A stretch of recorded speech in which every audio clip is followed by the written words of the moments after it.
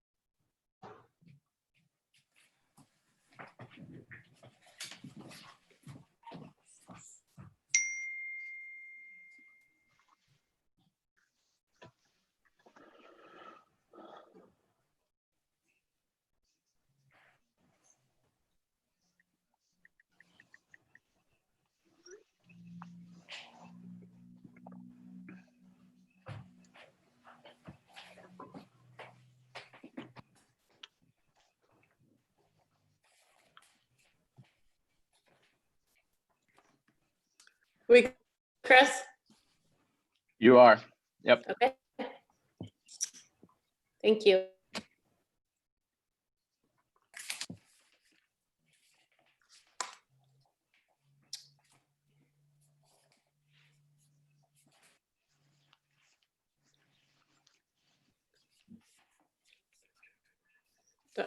Dr. Jarvis, you ready to go?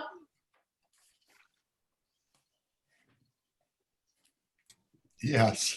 Okay, we have all of our participants. All right, great, thank you. Good evening. I call the August 27th, 2020 Peninsula School District Board of Directors regular meeting to order. Please stand and join me in saying the Pledge of Allegiance. I pledge allegiance to the flag of the United States of America and to the republic for which it stands, one nation, under God, indivisible, with liberty and justice for all. Thank you all and good evening. On March 24th, 2020, the leadership of Washington's legislature issued statutory waivers and suspensions related to Open Public Meetings Act and the Public Records Act. Governor Inslee then extended those waivers and suspensions multiple times, most currently with Proclamation 20-28.8, which extends these waivers and suspensions until September 1st. In accordance with Proclamation 20-28.8, our regular meeting is being held virtually. Prior notice has been given to the community regarding how to watch this Zoom meeting online to listen to the meeting. The meeting agenda has been reviewed and we deem all items on the agenda to be routine and necessary. With regard to routine matters, board members have reviewed the agenda and have had the opportunity to clarify questions with the superintendent prior to the board meeting. Such matters are often processed without additional comment or debate. With that approval of the agenda, are there any changes to the agenda? Is there a motion to approve the agenda? So moved. Is there a second? Second. I think that was Lori. It has been moved by David and seconded by Lori to approve the agenda. All in favor say aye. Aye. Aye. All opposed? The motion has been approved. Tonight we start with Dr. Jarvis, and the district leadership team are going to give us an update on the district reopening plan. Floor is yours. Thank you, Madam President. It seems like a million years ago, we negotiated a calendar for the 2021 school year that would have a little later start than usual, September 8th, for the purpose of extending the summer as long as possible for construction of our schools and be able to have maximum time in the summer. We may have been prescient in one way that what has transpired since has caused a number of school districts to look at a slightly later opening, but September 8th is later than usual. So my comments as a superintendent tonight really are about the opening of school. We will open school on September 8th, but not in any fashion that we could have dreamed of a year ago or even 8 months ago. We will open in a remote fashion, meaning that the remote teaching and learning is our mainstay. And as you well know from the last several board meetings and study sessions, that is a consequence of the pandemic and the prohibition against schools opening in essence with all students returning. So we have prepared the guidebook and the applications to the state that we published and you have approved. We wanted to give you an update this evening to see any additions that were added to the guidebook and the plans. In addition, and I think perhaps the most importantly, in addition to updating you, would be to give you a chance. We've asked an elementary school and a high school, the two leaders of those two schools, to present to you, because in essence, we're taking the guidebook once you approved it and doing a handoff to the schools. The success of opening school, the success of the plan, the success of remote learning will take place really again as what is normal through our principals, through our teachers, through our school buildings. So we've taken the guidebook and we've said to the principals, now that we have consistency and we have a backbone to the plan, it is really up to the principals and the staff to find the ways to make it connect with kids, to find the flexibility that will work for families, to find the common places that we're offering the same education from building to building, but literally doing it in a way that will match teachers, students, parents, families as best we possibly can, given the limited possibility. So I say that to you because we'll first do a quick overview of what's changed, what's been added, what's been clarified since the last time you saw the guidebook and we talked about it at a board meeting. And then we'll move quickly into the two schools, giving you an idea of what that looks like once it's handed off and or translated by the schools, the principals and the teachers. So I've asked John Helwick and Dan Gregory to do the first part, which is to update everyone on the guidebook. And if John and Dan, if you would take it from there and give people an idea of what's changed since the last time they saw it.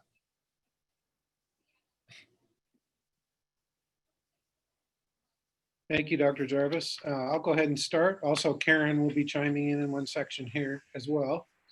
So if you have your guidebook in front of you, we'll be telling you which page we're going to be referencing. And if you don't, that's okay too. We'll just be giving you some of those highlights. So we're going to start on page 7 with stage 3. So the stage 3 updates on the dials. And with stage 3, the real key feature of stage 3, which, you know, it's okay for stage 3 to occur when we still have what's referred to in the state document as high range of COVID activity, which is still the range that we're in. But even in that range, we can bring in pods or groups of 5 or fewer students and 2 or fewer adults for on-campus experiences. So these would be in addition to the stage 2 students with significant disabilities as well. So we want to emphasize that these students coming onto campus for stage 3 are not getting their primary education on campus, that they're still primarily remote students and that these would be supplemental experiences for them.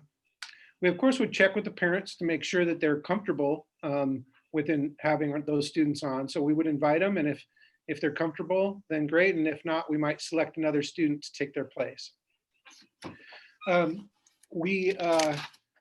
We're not going to be inviting them onto campus during synchronous teaching by the teacher. So we're not asking the teacher to do double duty. So there are times when the teacher have the asynchronous times where kids are doing other work not connected to the teacher. And so there's some logistics in arranging both the transportation and the timing so that could work. Safety protocols would be followed, and that's true of all of the stages. And it's not going to be the district dictating which students we're going to invite in. The buildings know which students need supplemental experiences. And so they're going to work together with their leadership teams and with their staff, and then to figure out what are some complicated logistics. And they will be the ones that will be leading that effort to figure out which kids will be coming in.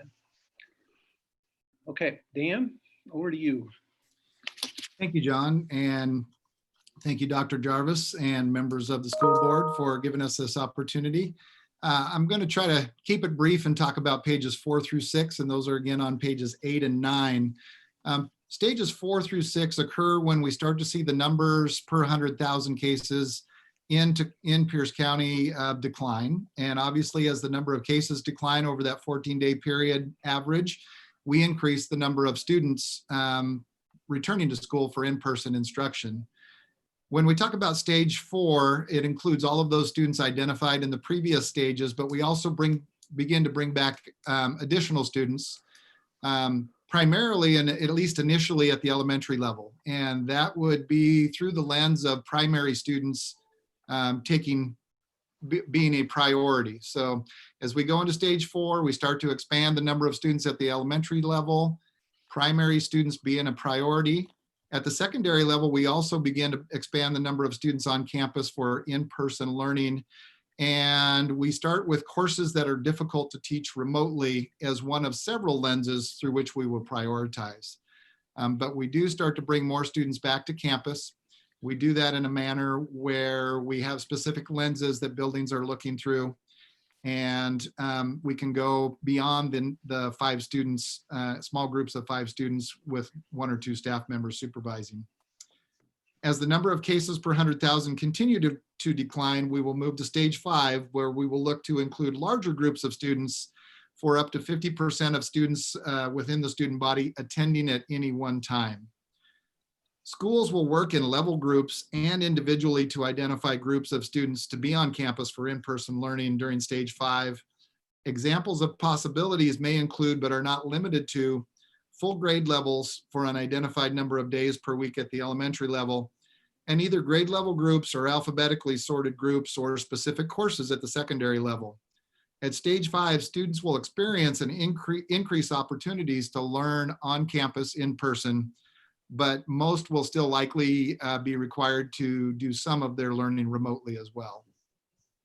So again, stage 5, we start to see up to 50%. Those decisions are made by each individual school buildings, but also through collaborative levels so that we're similar throughout the district. At stage 6, an invitation will be extended to all students and families who would like to return for in-person instruction. At that point, we are back to the dual platform model that we talked about earlier this summer.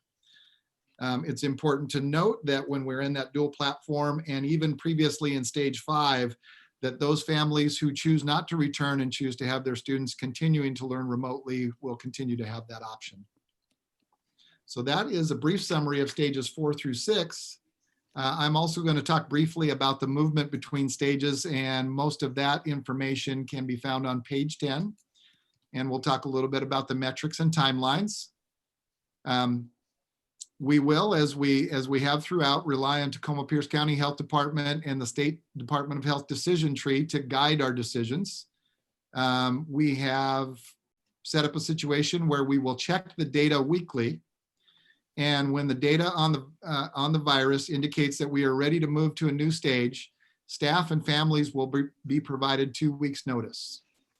Those 2 weeks will give us the time necessary to arrange all logistical details in the district, things such as transportation and food service. And that also provides families the opportunity to make the necessary arrangements as they go from stage to stage with their children. And that also gives them time to ask questions necessary for any clarification. We should also note, if the data on the virus is such that we have to move back 1 or more stages, we may not be able to provide the same amount of lead time, because we may be directed to go back in stages and reduce the number of students on campus in a shorter period of time. Again, all of that information can be found on page 10, but that's a quick summary of the data we'll use and the timelines that we will use once we note that the data is such that we can move from stage to stage. I'm going to hand it back to John so that he can talk more specifically about the work that's been done at the elementary level around their schedules. Okay, so now if you could move ahead to page 14. And the line at the top of page 14 isn't new, but I want us to review it before we move on to the next part that is new. And that is just important to remember that while there's a example schedule in here, the schools, we have schools that are very different. We have schools that are triple the size of other schools in our district. And it's impossible for every elementary to operate on the same schedule. So after that template was built, each school then has been spending the last couple of weeks building the schedule for their own. And they put a lot of work into them. They're very complex, and they're going to be communicated out to the public no later than early next week. There's one, and just one thing to know is that like for the regular times, the times are the same as they usually were for in-person school, 9 a.m. to 3:30 p.m. But one of the things that we heard very loud and clear through our focus groups and through other feedback that we've gotten is that 9 to 3:30 in a remote setting, especially for young students, is very difficult. And so that's why I'm going to have you go ahead now to page 20 to see another addition that we added.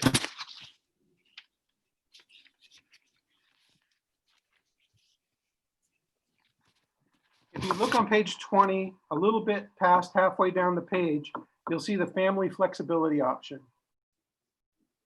And this was one that it took us some time to work through because we had to make sure that we could legally do it. And that most had to do with attendance laws and rules. So we understand the difficulty for parents. We wanted to make it so that they can stay connected to Peninsula School District. They can stay up, their student can stay up with the class, but without having to attend live sessions between 9 and 3:30. So this might be a situation where a parent gets home after work and then can sit down and help a student navigate the work for the day, be in contact with the teacher, but not have to be on the computer live during those school hours. So we had to make sure that the state was giving us enough flexibility to count attendance for students who are taking advantage of this option. And fortunately, we have gotten that flexibility.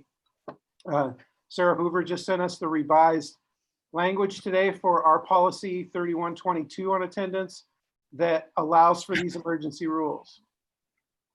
So once we had that in place, we felt like we could move forward. Again, this is not double duty for parent or for the teachers. We don't expect teachers to be then doing live sessions with students in the evening. It would be the family that would stay in contact, get all of the information off Schoology, watch any videos that are posted, look at any assignments that are posted, complete the work, turn it in, and basically just keep up without attending those live sessions. And we hope that this will be an option that will really help our families that were struggling with that part. Dan? Thank you, John. There really were not a tremendous number of changes to the secondary schedule work. I will highlight a few that we have worked through with the high schools and that were previously omitted for whatever reason. One of them, part of that is we were working through some of the details on those. And again, the middle school and high school schedules are on pages 17 through 19, but I would call your attention specifically to the high school schedule on page 19.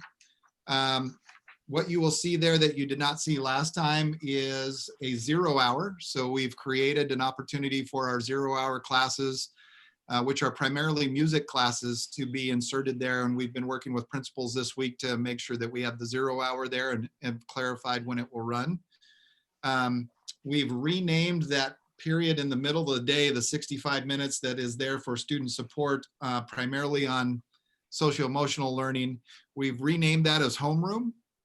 And we've also been working on a curriculum which teachers will have to reference for that homeroom piece. And just as a side note, we will be doing training on that curriculum and on how to deliver that social-emotional learning on Monday. That is scheduled for a full day Monday, as we'll be working on that actually on all 3 levels. But the curriculum at the high school level is a new resource for teachers.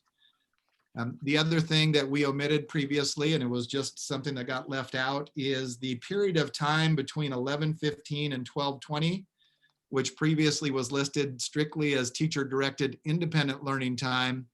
To that, you will see that we've added office hours. And the purpose for that is that as students are working independently, we want them to be able to access their teachers during that time.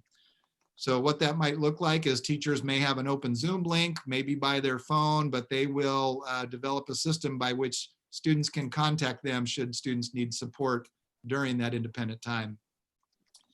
Finally, I would just emphasize that we've talked about socialization opportunities, and we've been working through how to make those happen. Again, opportunities for students to interact with one another outside the school day are extremely valuable when school is in session and on campus, and we want to provide similar opportunities even though we are in a remote setting. So we have been and will continue to work with teachers and other staff to identify clubs and activities which will support student interaction and connection outside the school day. I'm going to kind of move out of the schedules now and talk briefly about communication, and I want to highlight a change in the book, in the guidebook on communication. But as we do that, I just also want to hit a couple of bullets on communication overall. On page 29 in the guidebook, the previous language that was written there was very specific and really was written when we were going to be in a dual platform situation with limited number of students. And so we really quantified what we expected out of teachers in terms of how frequently they will be contacting parents. With the majority and nearly all of our students now operating remotely, the numerical pieces and the quantification of that just did not work. So we generalized that language, in the very last paragraph on that page, we believe emphasizes the necessity of two-way communication between parents and teachers, especially in a remote setting, and especially for students who are younger, students who are struggling, or those whose performance begins to fall. We don't want there to be any surprises, and we just wanted to emphasize that and trust our teachers that they are professionals, that they understand the importance of that, but that we also spell out which students need more touches than others when it comes to communication. I would just also add to the communication piece that our communications team, Amy Gordon, Brooke Finnegan, and Andrew Forehand, they have the formidable task of taking all of the changes and all of the work that we do at the district level and a lot of work at the building level and trying to put it out and make sense of it so that it is communicated both internally and externally in a way that makes sense. And so we wanted to highlight that they have republished, or did publish, this reopening guidebook. It was sent out to all staff on Monday and all families on Tuesday. They have also posted a reopening FAQ on the webpage, one that they put together and sought input on. They've really come alongside building principals and building office managers this week to emphasize the need for outreach at the building level, and have really enhanced that building level communication to include new building specific reopening web pages. And a lot of those include welcome letters and welcome videos from different building administrators or administrative teams. And a lot of that, we have to credit our communications team just for coming alongside principals and making that happen.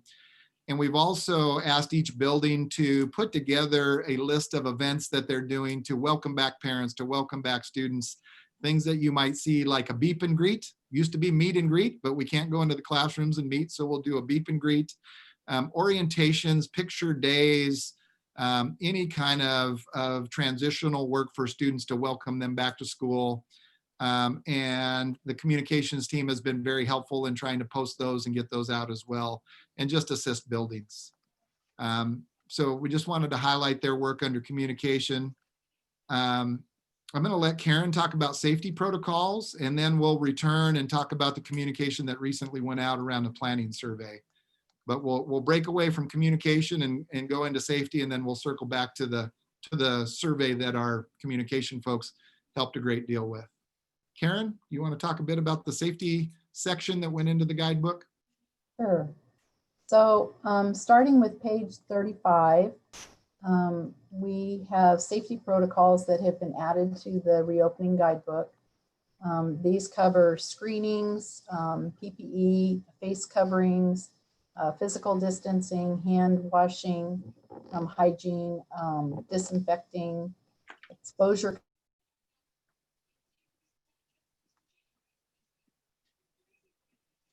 You just muted yourself, Karen. We lost you, Karen. Sorry. And there is a flow chart that will show how we would respond if an employee is exposed or confirmed with COVID-19.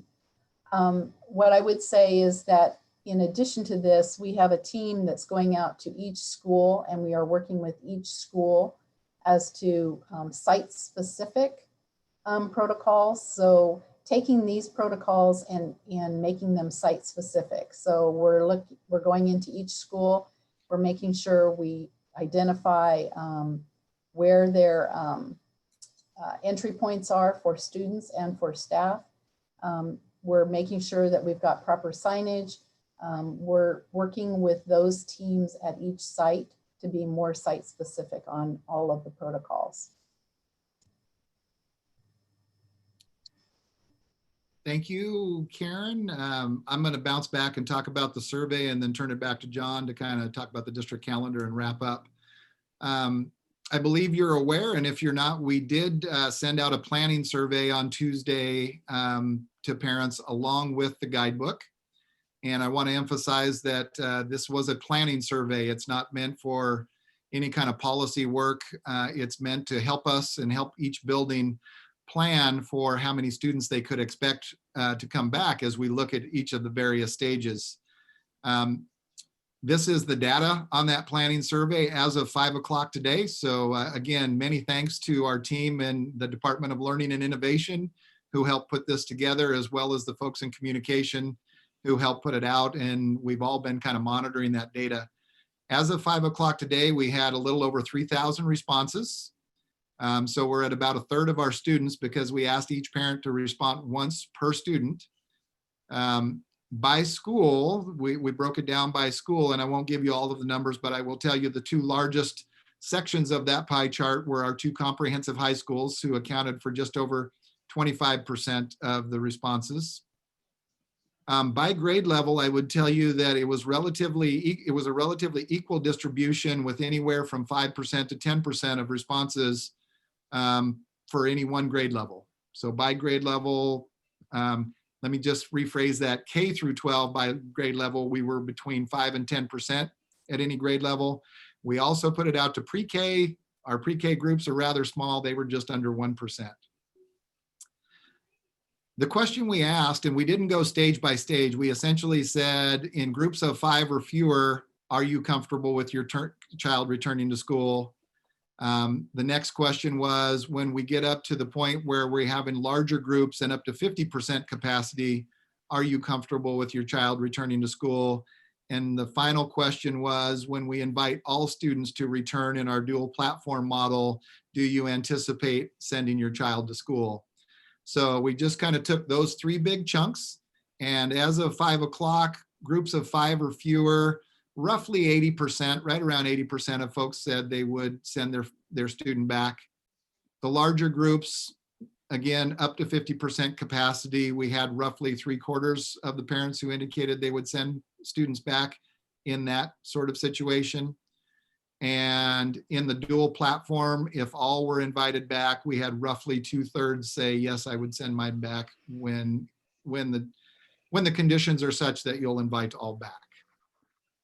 Again, that's preliminary data. That's about 1/3 of the students, and that's as of 5 o'clock today.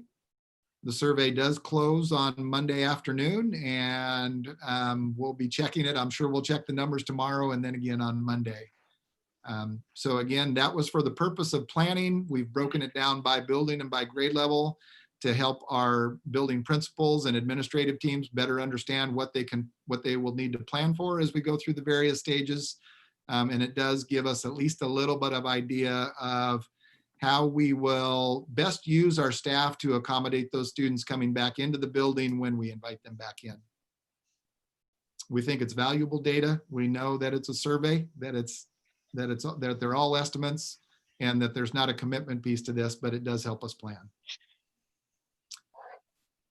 Finally, John, do you want to, I'll circle back to you and you can talk about the addition of the district calendar.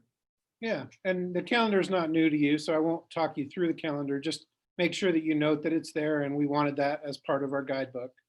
So now we've taken time to kind of talk through all the technical pieces, the turning of the dials and the stages and safety. But we wanted you to kind of hear it from a building level and what is it actually going to look like. And so we have for you an elementary and a high school principal to help give you a better view of that. So I'm proud to introduce and turn it over now to Delana Halliday, principal of Discovery Elementary, and Dr. Joe Potts, principal of Peninsula High School. Actually, John, before we turn it over to them, I know that board members will have some questions. Sure. Do you think that some of those questions, I mean, you don't know our questions, but I don't know the presentations. Do you think they would provide more information that would answer some of our questions? Or would you like to entertain some questions now about the specifics of the plan? I think it's possible that they would answer some, so. All right, and then let's hear those first. Okay, thank you. Thank you. Yep. Thank you, Delana. Hello, hi. Thank you for having us here today.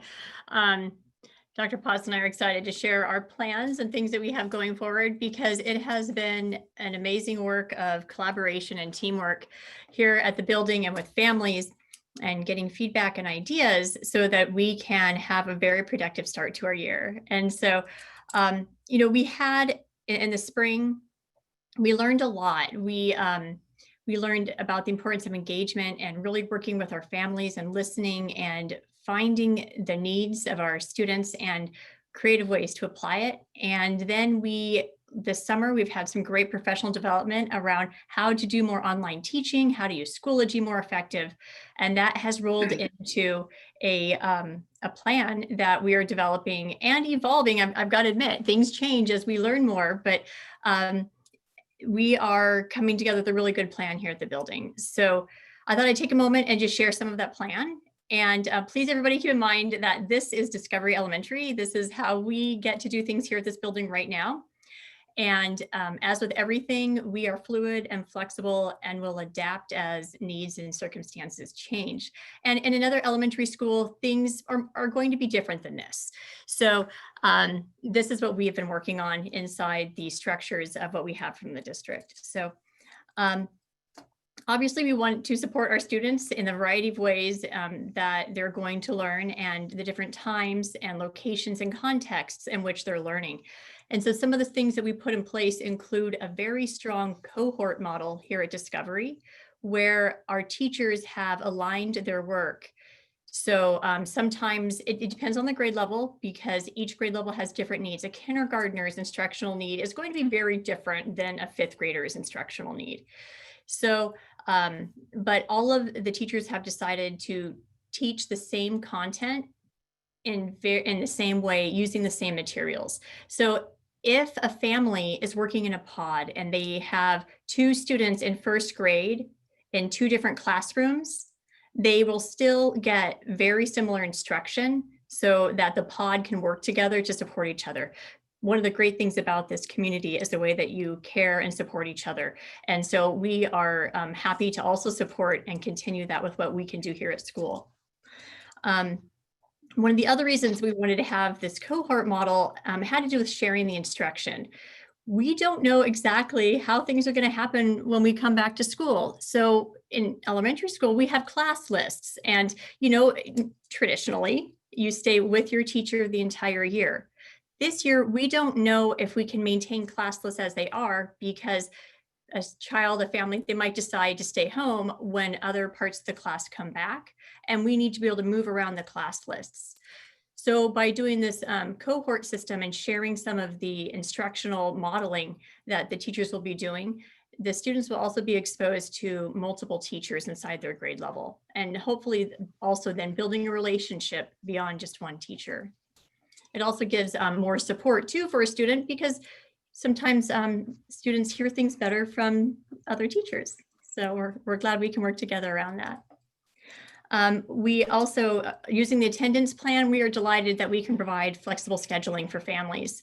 And that includes pre-recording all of that core content or recording it in Zoom. We have ways to make sure that that is safe and secure, and providing it for families later on to access. So we're looking for multiple modalities of learning.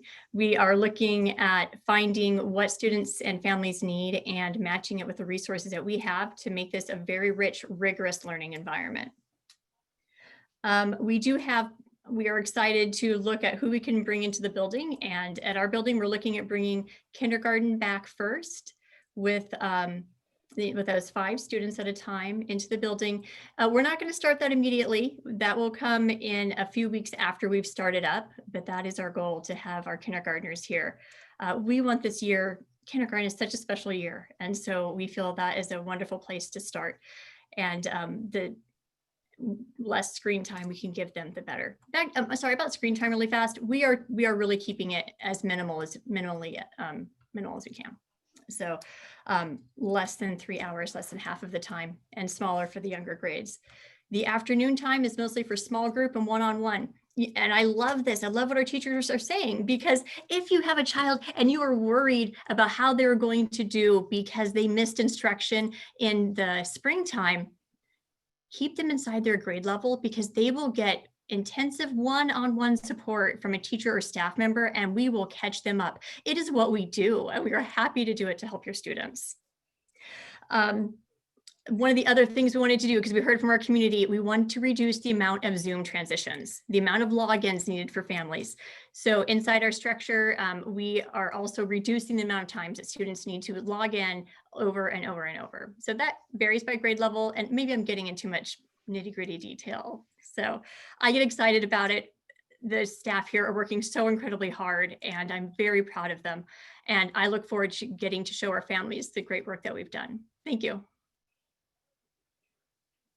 Thank you. And Joe, Dr. Potts. Good evening, members of the board, Dr. Jarvis, and my colleagues. Delana asked me if I wanted to go first, and I said, absolutely not. I mean, I just love listening to her, speaking so articulate and knowledgeable. I mean, it's really an honor to work with colleagues like Delana. So thank you, Delana. Appreciate it. And I'm glad you went first. So anyway, my task tonight is to be very brief, but to talk about some of the things that we're doing, not only as a school and a faculty, but also as a community. I want to say thank you to our teacher leadership at Peninsula High School. We have outstanding teacher leaders. We have been meeting with them regularly the last few weeks. We've been looking at the guidebook, looking at the various aspects of reopening school, collaborating with our teachers, listening carefully to their needs. And so I want to thank our teachers. I also want to thank the administrators at Henderson Bay and Gig Harbor High School. We've been spending a lot of time working across the district together, trying to organize ourselves to open school very successfully for a diversity of our students. So thank you to everyone who's contributed. I want to thank our student leadership. I met today with the ASB officers, the senior officers, and I want to talk a little bit about their insights, because I asked them specifically about, the opening, the weekly schedule. And I asked them, I said, what do you think about this? And what do you understand period 1 to be and period 2 to be? And their insights were tremendous and valuable for us. And I think we're going to have a student panel next week for our faculty as well, because we're really interested in listening to our students so that we can help them be successful this fall. So a little bit about our organizational conversations. We met with our faculty, our SIP and our site teams the last few weeks. We've gone over everything from the weekly schedule. What does a period look like in terms of having a beginning, a middle, and an end? How do we communicate that to students and parents clearly? What does asynchronous look like? What does synchronous look like? When do you do asynchronous learning? What does Wednesday look like for students? Because Wednesday is right in the middle. It's also a time for us to support students and families and to provide students access to teachers. What are you going to need when you start the day or first day of school? What does attendance look like? What does it mean if you're in the building as a student or a faculty member? How do we make sure that everybody's safe? How do we address specific student, family, instructional needs on a real-time basis? We have added a link to our webpage, for example. It's going to be monitored every hour, every minute of every day, for quick responses to parents and to students should they have them, because we want to be very responsive to our community. What about sports? That's on everybody's mind, and it's a big deal for us at the secondary level. What does communication look like? Ongoing communication from the school. How can parents find out how can they get the questions answered and so forth? So we're really organizing ourselves to sort of open the school year very successfully. We've organized the school into teams. Let's give you a brief example of what that looks like in terms of how we're structuring our classified and our administrative teams. We have a virtual learning and faculty support team. We have an attendance and student support team. We're going to take attendance very seriously. And I was talking to the ASB officers today, and they wondered, well, what are we going to do if we don't hear from students? It was one of their questions. I thought, gosh, that's really insightful. I said, well, we have a plan for that. And we're going to go out and find out, why we can't connect with students, but to support them more than anything. We have a family and student communication team. We have a team that's working on student incompletes because we had a number of them in the spring. Specialty design instruction and accommodations team, health and facilities management team, because we are going to bring students back, and we're going to start the school year with some of the students in the categorical programs. We want to make sure that we provide a very safe and structured, clean, sanitary environment for not only our students, but our staff. So we're getting there. I'm proud of the work that we've done. There's a little bit more to do in terms of organizing virtual spaces for our students and teachers. Our teachers are working on the Catlin Tucker online training. I think it's really good in terms of providing some insights into how to engage students through a 70-minute block. And that's something we're going to talk a lot about next week as a faculty. So our students said today, how do we stay engaged for 70 minutes? And that's a really good question. And so I think it's untenable, unreasonable to expect even a high school, a 14-year-old to sit for 35, 40 minutes in a Zoom session, right? So we have to be really organized and thoughtful about how we present instructional tasks inside that 70-minute block. And so those are just a few of the things that we're thinking about as a school across the district at the high school level. And I'm proud of the work we're doing. There's more to do.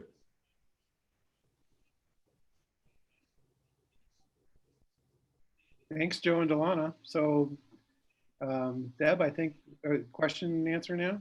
Yeah.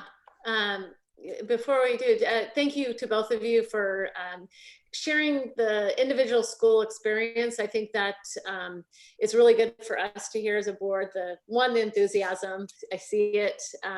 Also hearing about you working with your teachers and teacher leaders in making the year the most successful. Also the work that's going into really customizing to meet your family and students' needs. So thank you very much for sharing those examples and what the work's going on in both your schools. So I know it's going on at the other schools as well. So with that, questions with the guidebook in general, and then also if you have any questions for the principals. Would anyone like to begin? I'm going to call on Chuck. Go, Chuck. Okay, I was waiting for somebody else to go first, but nobody jumped in there. So going back to the guidebook, and maybe you mentioned this at some point and I just missed it.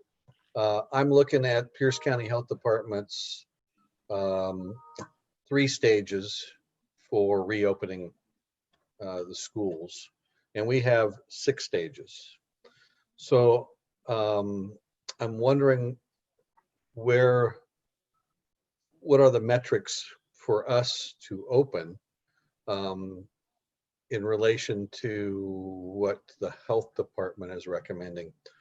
So like they have it in moderate is 25 to 75 cases per 100,000. Where does that put us in which stage, and where's the next stage break? I'll just chime in, and I'll ask John to add, and Dr. Jarvis as well. Yes, we use that decision tree from the state, and as you look at that, when we get into moderate is really where we evolve out of stage 3 and into stage 4. Okay. And we talked a little bit about how we start to add elementary with a focus on primary. And then as things evolve, then we continue to add more elementary, and we start to get what they call it. We try to avoid the term hybrid because it means so many different things to different people. But that's where we really start to work our way up to that 50% capacity.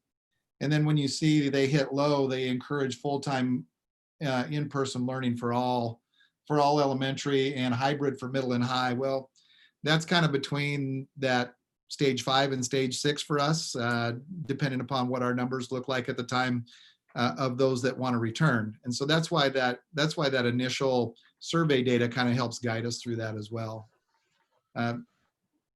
John, anything to add to that? No, I think that pretty much covered it. So we don't have a set number that we're going to go by. We're just looking at that case number as it drops and fits into these categories, or? Well, also to keep in mind that when it drops into these categories, we also have that 2-week window before we flip. So we're not flipping right away. Right. You know, it has to kind of anchor into that category for weeks. You know, and that's one of the things we talked about last time, was trying to avoid flip-flopping. You know, okay, we're going to open. Okay, we got to close. Okay, we're going to open again. Right. But at the same time, we want kids in school. So we're just going to keep monitoring those and follow that decision tree as a guide. Okay. It would be nice to be able to put a number on there so our parents could say, okay, we're at this number for 2 weeks. That means we're going there. So they could have a set answer that they're looking for, because I think they're looking to get out of this ambiguity that they're seeing. So Would the district make that announcement and widely spread so parents know this is where our 2-week benchmark starts? And then additionally, Dr. Jarvis, if you want to answer that, is a 2-week period to turn or to flip to the next stage reasonable in your experience with other districts what they're talking about?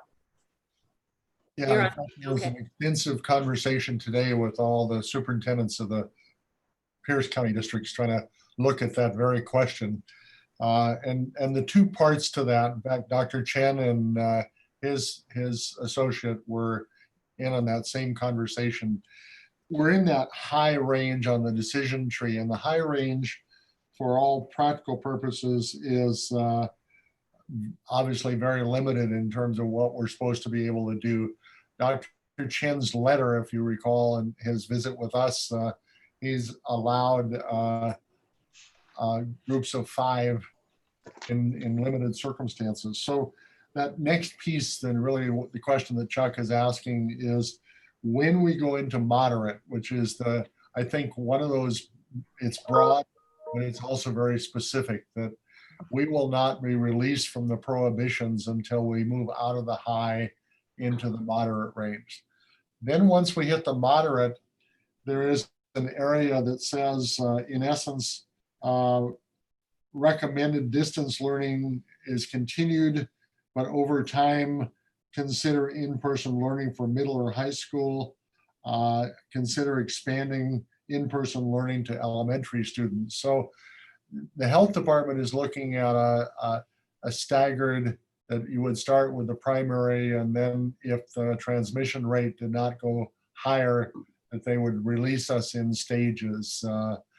We're asking for some clarity on recommendations versus requirements on that one. So I voiced, for example, our belief that we've got 6th graders and 9th graders that we would like to bring back in rather than work our way through every single grade and progress up the grades. So far, that question of where's the specific is still, I guess it's still on paper because nobody's come near the moderate range yet. But Dr. Chen, and there's a group of superintendents meeting tomorrow, a smaller group, to try to work out some kind of agreement so it's not arbitrary to parents wondering why somebody did it in District A and not in District B. So we're trying to figure that out, Chuck, and it's still a work in progress, but it's the anticipation that right now the numbers are going in the right direction. They're not anywhere near getting us there yet. But if they were to continue on this kind of pace, we could see a point at which that decision would say, now it looks like we'll be able to go to the next stage. The next stage would take at least 2 weeks to implement. I think I would end with the most common agreement is that you would probably see the kindergarten first graders in that first iteration. Then, depending on how that went, if we didn't get bounced back out immediately on the transmission rate, that we could move the next step. That's where we're going to need more clarification. Chuck, you may have more questions, but David, I saw your Yeah. hand.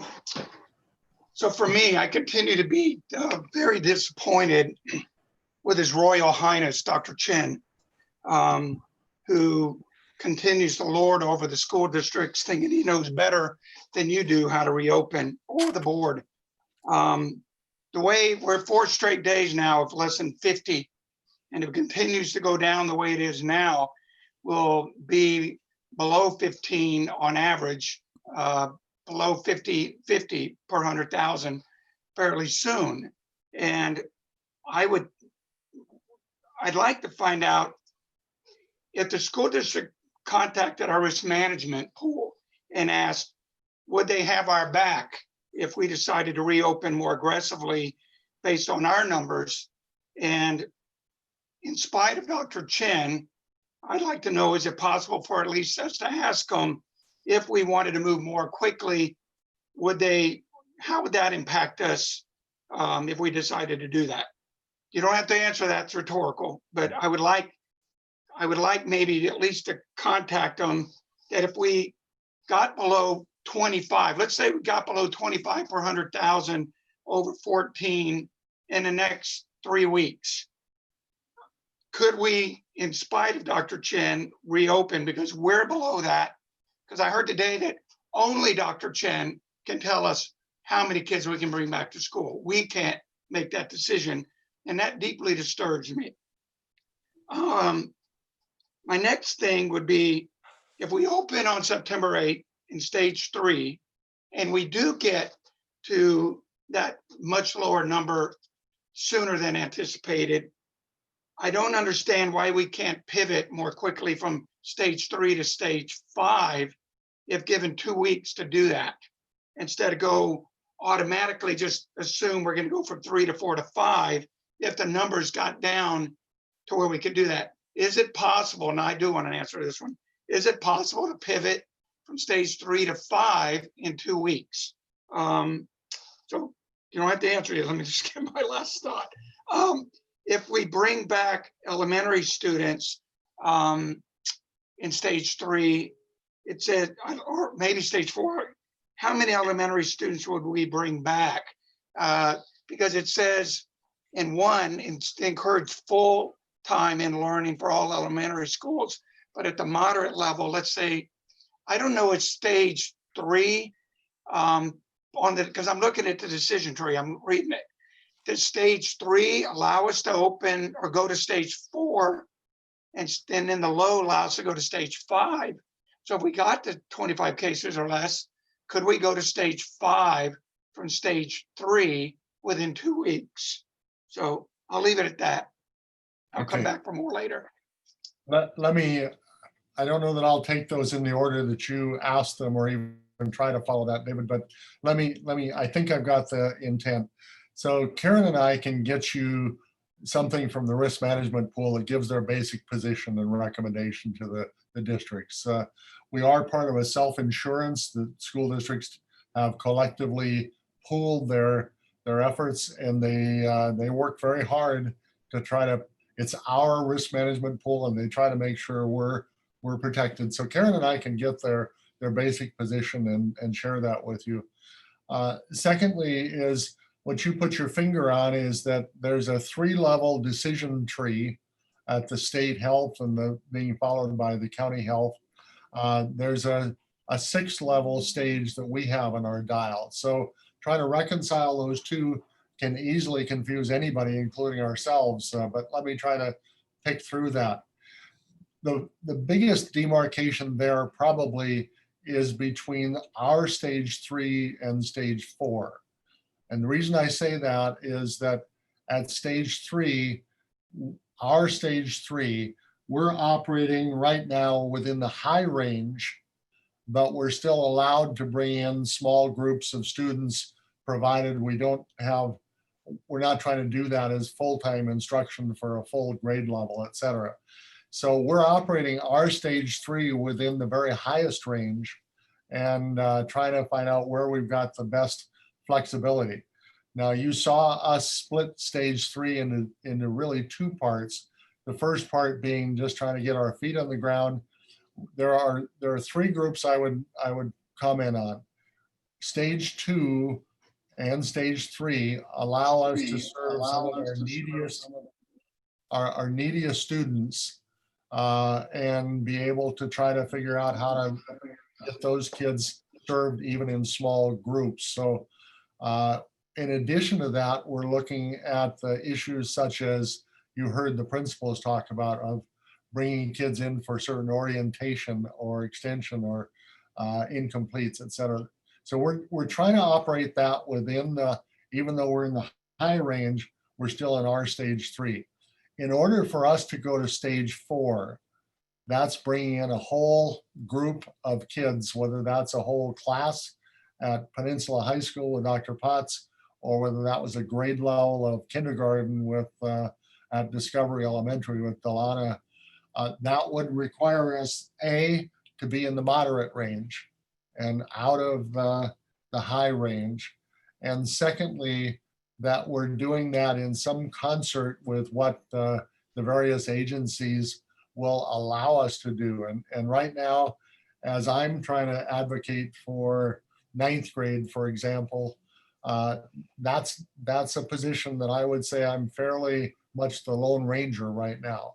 There are districts by and large that are looking at working their way through the grade levels before they go there. And we don't have that freedom, but right now it's just it's freedom that will happen when we get to the moderate stage, and particularly the low stage. The low stage is ostensibly the one where everybody agrees that we should be working our way into the middle school and the high school and trying to make that work.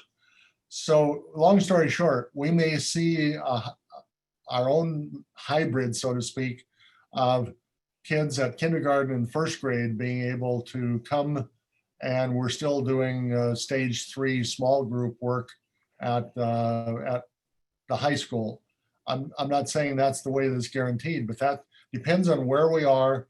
And the health departments across the board are going to watch those first returns of kids to see what happens to the transmission rate.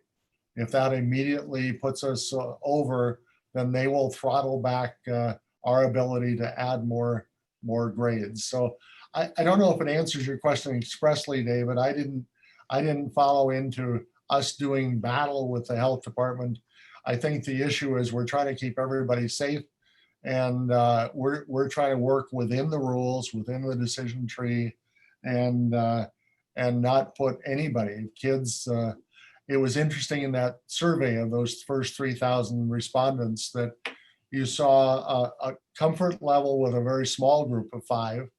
You saw that go down by about whatever. I mean, it's early, but 8 to 10% as you get to the having half the kids back in school. And then you saw it go to another drop to about 2/3 when you're looking at larger groups. So there is the concern that the larger groups will bring the pandemic or transmission rate. And that's what we're trying to navigate. And rather than, I wish I could give you a number, say when it's 32, we will announce that we're going to do this. And when it's 44, we're going to do something different.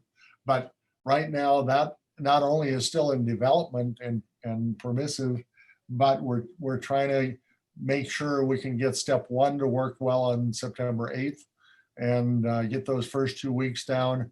This is I would emphasize to the world, we have never opened school like we're opening on September 8th. Never in the history of the school system have any of us ever experienced this before. I'm looking at Chris Hagel's picture here, and Chris is praying that the Zoom doesn't go down on September 8th. You could just see Dr. Potts just got a headache thinking about it.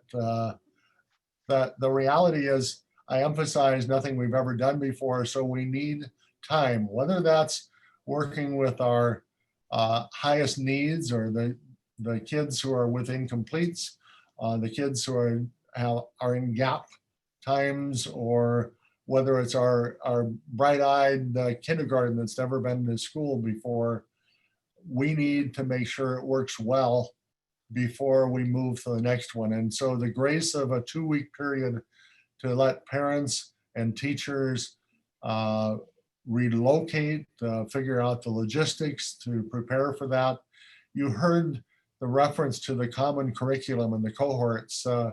That's being very, very carefully planned so that it gives us the flexibility to move as quickly as possible, but not end up having to start over with kids or teachers. So David, thank you. I'm over answering your question, but I tried to combine all 3 or 4 parts of it.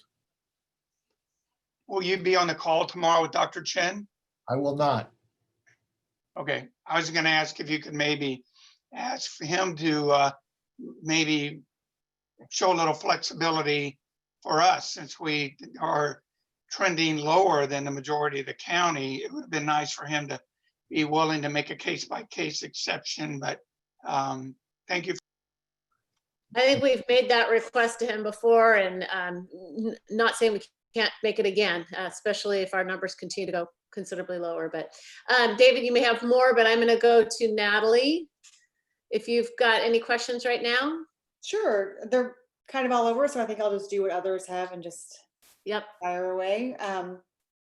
So what my first question is about how and if we have identified students coming back yet. So for example, we're opening in stage 3, and the stage 3 metric says includes all of stage 2 students who were there. So I took notes as you were speaking. So I know you said that schools are going to communicate plans no later than early next week, but have our phase 2 or stage 2 students already been identified and invited? And if you could just give us an example of what that invitation will look and sound like, and how parents can expect to be notified. That was one question. And then when we're pulling in these small groups in the phase 3 and phase 4, to me, I think it makes sense, or I can understand how it looks in elementary school. So because most of those kids are just in one class throughout the day, so you can pull in a group of 5 and align it with their day. How does that look for middle school and high school? So if our kids are, I have 2 high schoolers, for example. So if they're in 6 different classes, are those teachers all supposed to be coordinating with each other? Or is it possible that we have some kids who are going to be called in by 3 different teachers, for example, for their hour and a half on Wednesdays? And how are we managing keeping those groups small? Natalie, can I hold you right there for a minute? Yeah, sure. 'Cause I'm going to go immediately to Delana and Joe. And I think this is where they can give you an example of kids in their buildings, and both the question on how they're notified of their schedule or who's where, and how they're at least contemplating thinking about the groups of 5 and some of that. So Delana and Joe in whatever order. So I'll go first on this one. So this requires that we be very organized and that there are clear lines of communication, not only the families and teachers, but transportation. So we met this week with the Director of Transportation to discuss bringing students back, running routes on a number of days, and our lines of communication with them about who should be riding a bus, where the buses should disembark, where they park, where students get on, where they get off, and then how they transition into the building, what safety practices do we have in place. And then there's a scheme that we're putting together that will help us keep everyone organized. Teachers need to be available for students if we have them into the building in small groups. And our thinking is that we will have a spreadsheet and we'll have a committee or a team that will work on that on a daily basis. We're communicating with food services as well, because we're anticipating that we're going to need to provide breakfast and lunch. And so I think we're in the process of getting extremely well organized to do this in a very safe, efficient way that will work for students who need to be at school for one reason or another. I talked to a couple science teachers yesterday, actually, about the potential eventually of bringing students in to do labs. And they liked it, and they liked it a lot. So what would that look like if we brought in 5 students per teacher for an hour? How would we make sure that they got into school and then they got out of school in a safe way? We cannot have 20 students in the commons talking to each other. Those are the things we're going to safeguard against. So I think whatever we put in place is going to be extremely efficient and well organized. Great. In elementary, we're focusing right now on getting the kindergartners in the door, at least to give them that exposure to the teacher and the classroom and those elements of how to do school in general and how to do it virtually. So when our parents come in, or when they do the Walk Kids assessment, which is a required assessment for all kindergarten students, the family will choose a day of the week. And so that's how we're setting that out. And then, we're working on coordinating other things, for our students who have IEPs and need services like speech and occupational therapy, coordinating those schedules too. We do want to go a little slowly as we do it. We have a facility and lots of people. And so we want to make sure that we have enough bathrooms, that all of our resources are safe, because child safety is critical for us. And so we just want to make sure we step surely as we go through these different pathways. Great, thank you. John and Dan, do you want to add anything? Because part of Natalie's question was stage 2 Right. determinations. So stage 2, again, our students with significant disabilities. It's not all of our students with IEPs. And those students and families have been contacted by student services. As we move to stage 3, then those contacts and invitations will be coming from the building, as you heard described by Joe and Delana. So that first group, I believe, and many of my colleagues know differently, but I believe all the students that are in that stage 2 group have been contacted by student services. I would just add that John mentioned student services, and John Yellowlees and his team have been reaching out for several weeks now and connecting with teachers of those different programs, whether it's options programs, ET&T, track. They've been working with teachers, working with building administrators. I'm sure both Joe and Delana have been contacted. And as Joe said, there's a tremendous amount of organization necessary. And when we talk about those programs, that's really driven out of that student services office. And they've just done a really nice job of connecting with buildings. And then, as John said, I think they've made decisions as to contacting parents of those students, either through the building or through student services. No, I have to say I agree that the work they've done has been amazing. They deserve a lot of credit for that. I would add one more thing, Natalie, in answer to your question. So as you listen to Dr. Potts, what you heard was, if we've got some students who don't connect immediately, now what we watched in the springtime, where we literally knew there were kids that, but we didn't know if it was because they didn't have a device, or they didn't have a hotspot, or they didn't want to, or they were gone fishing, whatever in this case, we're setting out to say there will be an immediate contact and follow-up. And that may well be one of those students that we need to see quickly. What's wrong?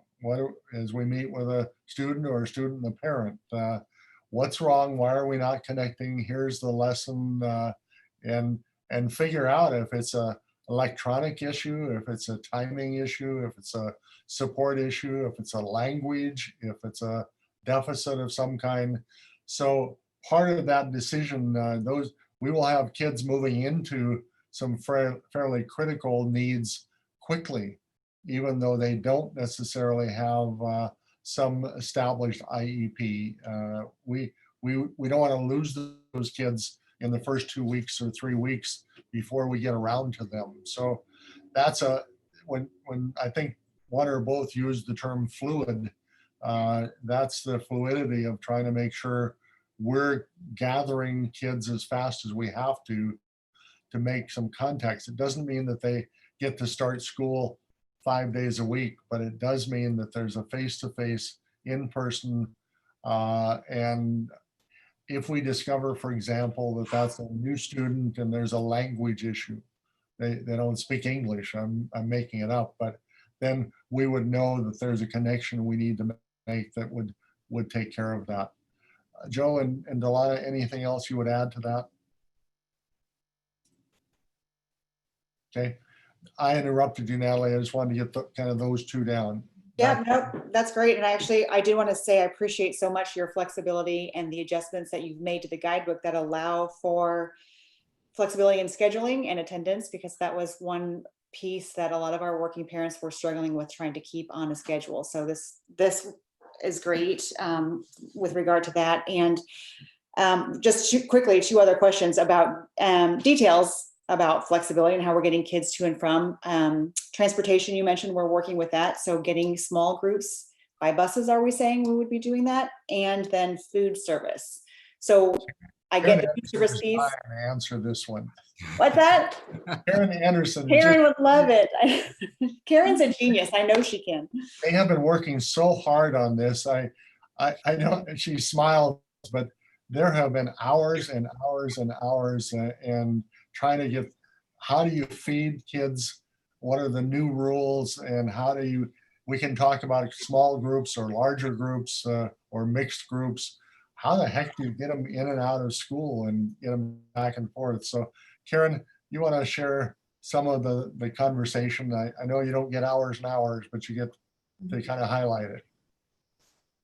Yeah, so I'll start with food service. So with food service, the rules are changing as of the start of school. So during the summer, we were able to offer meals to all kids ages 18 and under. And pretty much it was a grab and go. When school starts, we shift into the National School Lunch Program and the breakfast program. And with that, we have to identify students. So when we deliver meals or give meals to students, we have to do it by student ID. So we're going to need to take their student ID. Doesn't mean that they can't have a meal. It just means that we have to acknowledge which ones are free, which ones are reduced, and which ones are paid.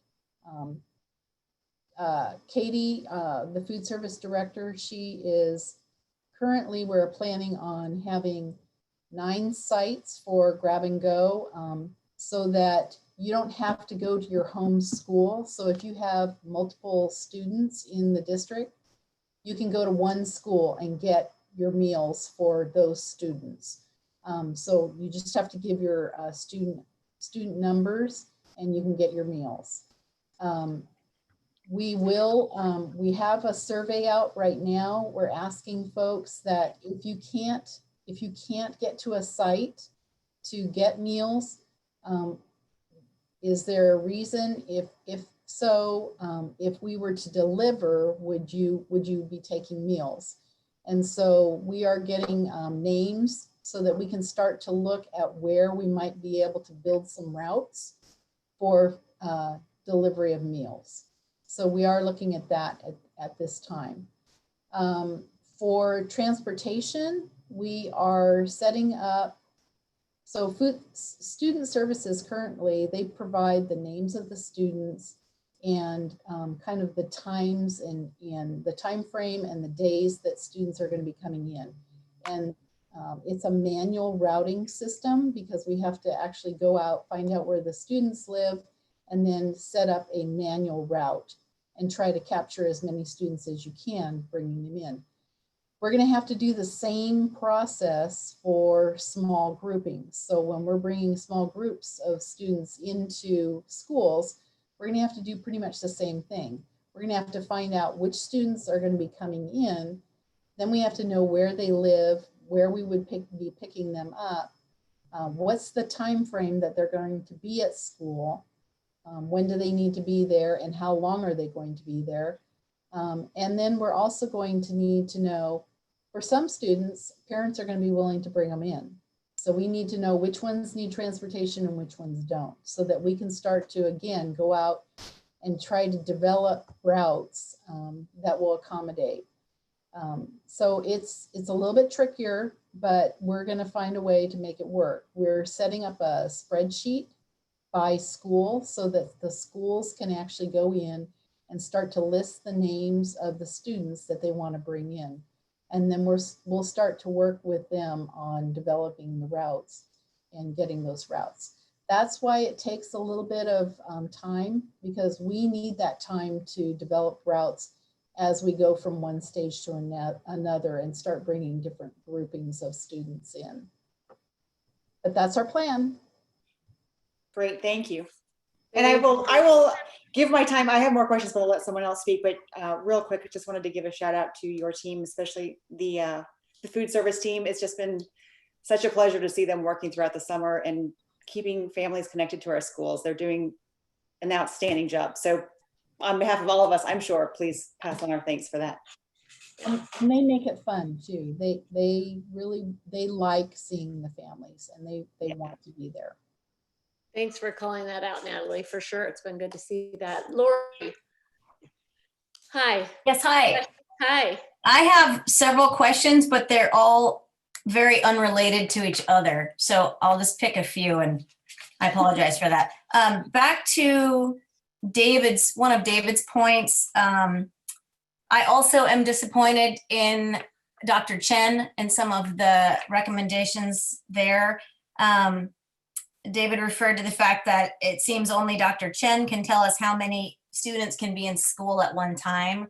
And my question regarding that is, everybody knows somebody in a different school district, and I'm, less interested in what's happening in Lincoln County or somewhere with vastly different demographics, but I'm quite interested, as I think we all should be, in what's happening in other Pierce County districts. And the question is simply, and maybe it's been answered in a previous meeting, but the board is getting a lot of input from community members to the effect that other districts in Pierce County are allowing more groups of a larger size in the building. And I want to know if that is true.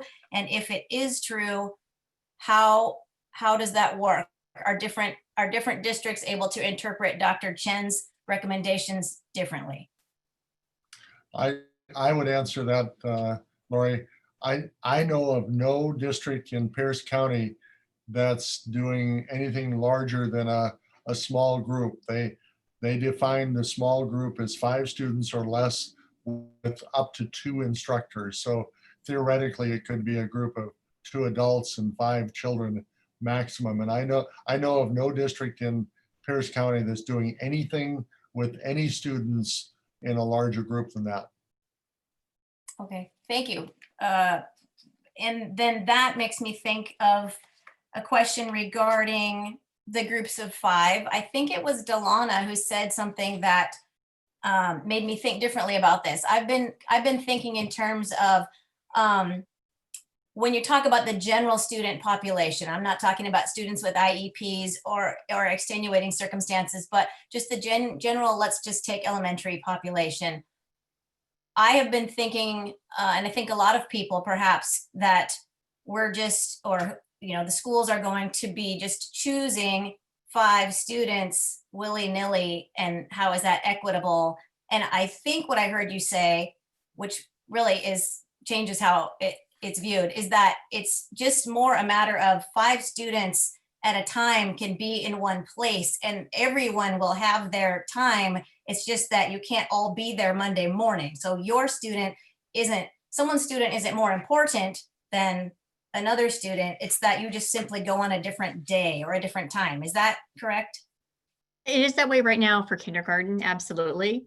Now, as we move up the line, we may prioritize students who need more things like lab services. Mhm. And so that might give a higher priority to those students, or they might have a little extra time compared to others. Our goal, though, is to get any student in the building that we can as often as we can. We really want to be with our kids. And we also, in addition to those like lab students, the kindergarten being new to school, they've never been to school before. So that's a group we would prioritize. And you heard Dr. Jarvis say we're pushing on that 6th and 9th grade for the same reason. Dr. Potts, let me ask you the question, Joe. If I'm a good average student, I may not be stellar or may not have a lot of needs beyond that, but if I'm just a good average student, do I have a prayer of showing up in one of your groups of 5 at PHS? It depends. It depends on your needs, depends on your grade level. We're thinking about bringing 9th graders in small groups to introduce them to the school, for example, maybe first part of October, last part of September. So that'll be really well organized. So the answer to your question is depends on the needs. We've identified groups of students, like I said, in our categorical programs. And there are others, we had students who kind of fell off the radar in the spring, right? We have a number of incompletes that we need to make complete. So yeah, again, I don't want to be evasive, but it depends on your circumstance and it depends on the needs.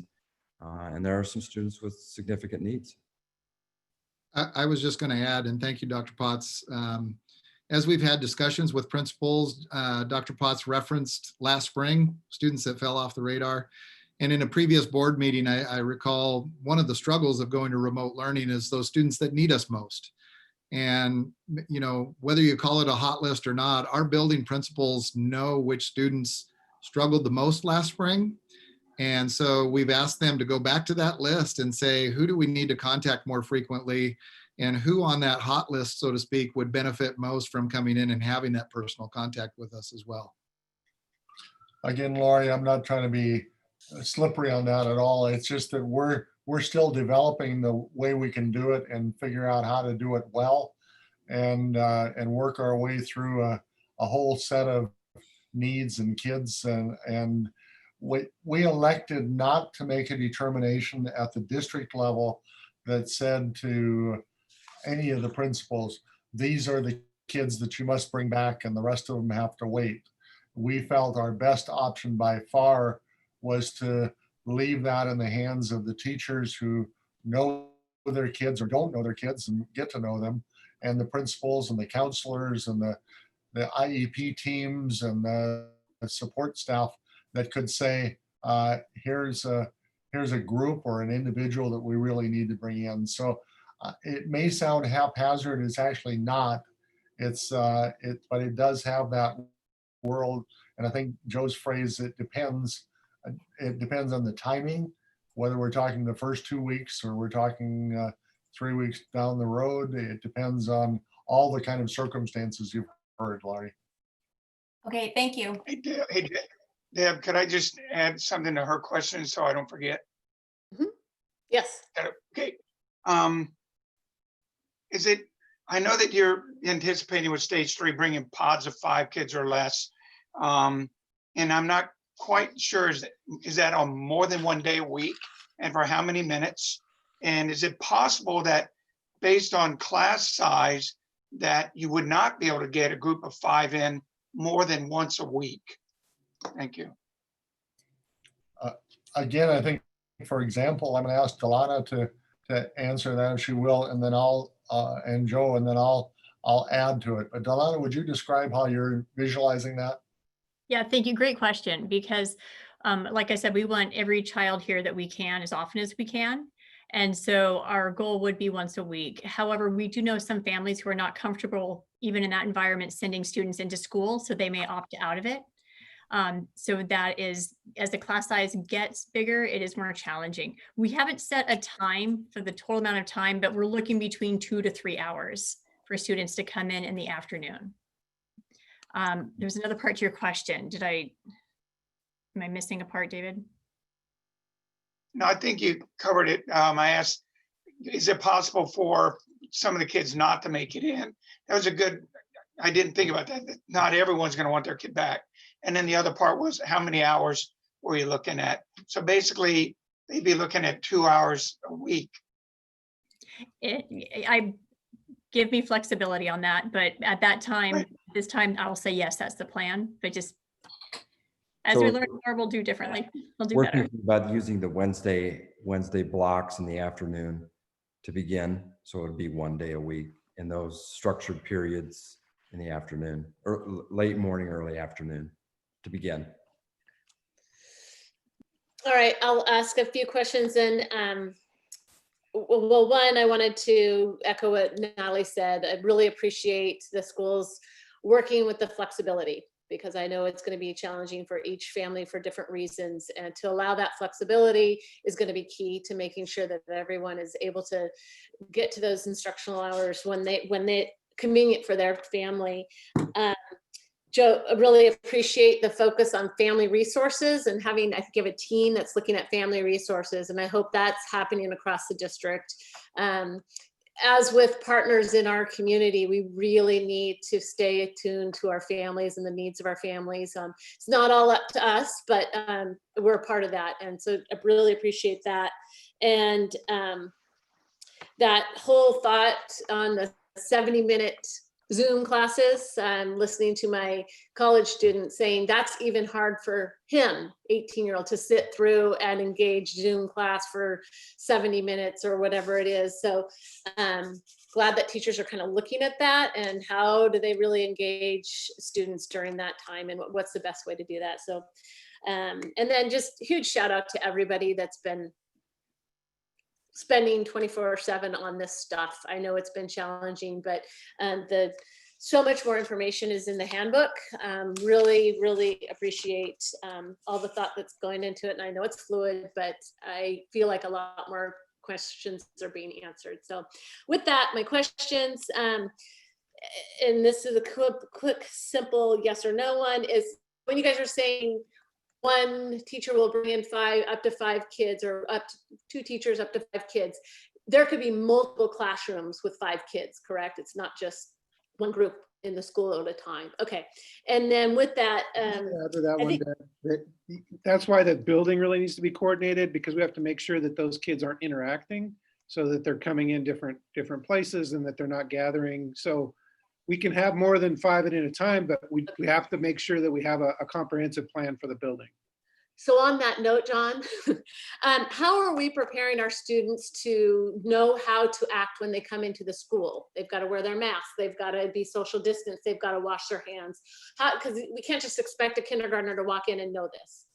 Saw Delana twitch on that one. Go Delana. Thank you. I was like, oh, me. Yes, because that is one of the benefits to starting with 5 students at a time.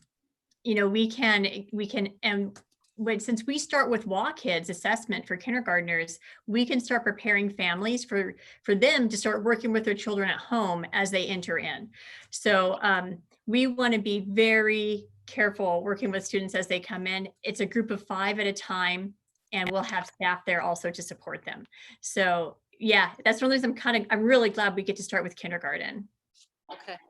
And when we do those invitations to students, those invitations will include some information about here's what you're going to have to do for a health check. And here, when you get off the bus or get out of your car, you're going to have to do a health check when you come in the building. And, you know, so, and then you'll meet with an adult and they'll give you more information. So even before they get on. I think that's great, but how is that being delivered? Like, can we do a video right now for the kids to see at home right now? Or do we call each family and talk to the child through it? Because they're going to come in on a bus and get the information there, or they get it at home before? Like, how do we prepare our kids for this? Like, what are ways we can do that? The ASB officers had some good ideas this morning. And YouTube was one of the topics we discussed, and making videos and showing students processes and procedures before they get onto the bus, after they get onto the bus, after they get into school. So we can show them through video what's expected and how to proceed. So that's a really popular idea. Good. I'm glad to hear those things are thinking about. And then I'm going to ask my big question. I've got others, but I'll let other people talk first. But my big question is, hearing the initial survey data, the math isn't adding up for me. So if we continue at the current rates that are delivered with the 3,000, and we look at 80% with the 5 kids coming in, we can manage that. But if we go to stage 5 and we've got 75%, or I think you said 3/4, whoever stated the numbers, wanting to come in, and again, I know it's just a small group of the entire population, but if that number, how are we going to manage 50% under stage 5? So as a reminder, in stage 5, when we go up to 50%, that's not 50% all day, every day. So it's 50% of at any one time. So that might be, of that 75%, that might be at Peninsula High School, 9th and 10th graders one day, and 11th and 12th graders a different day. And it might be some kind of alternating piece, or it could be alpha. So we'll have to work through that. But yes, that is 75% of the families said we're comfortable coming in at 50%. But at stage 5, that 50% mark, it isn't all day, every day. There is still the need for some students to access some of the learning remotely during that time. The other explanation I would give, Madam President, is that we will have gone through stage 4 where we had a selected grade level that we brought in. It may have been 2 grade levels, but we will have that experience in stage 4 before we try to add any more grades. So part of the way we would do that is to say, if Delana already has her kindergarten and first grades coming into the building, and now we're looking at that next stage, we get to make a choice. She gets to make a choice of, do I add the 2nd grade, or can I add the 2nd and 3rd grade? I'm not ready yet to add the 4th and 5th grade numerically, and I may just have to add the 2nd grade and have K through 3 at that point under stage 5. So that depends to some extent on the number of students and the capacity of the building to say, if we're in a 50% range, we need to try to add carefully so we know what we're doing. But we won't have started cold with all of a sudden adding a bunch of kids. We'll be building on stage 4. Okay. And have we got a pulse from our teachers on this as well? Which part of it can? Just in terms of that, if we're in stage 5, I don't know, what are we asking our teachers right now?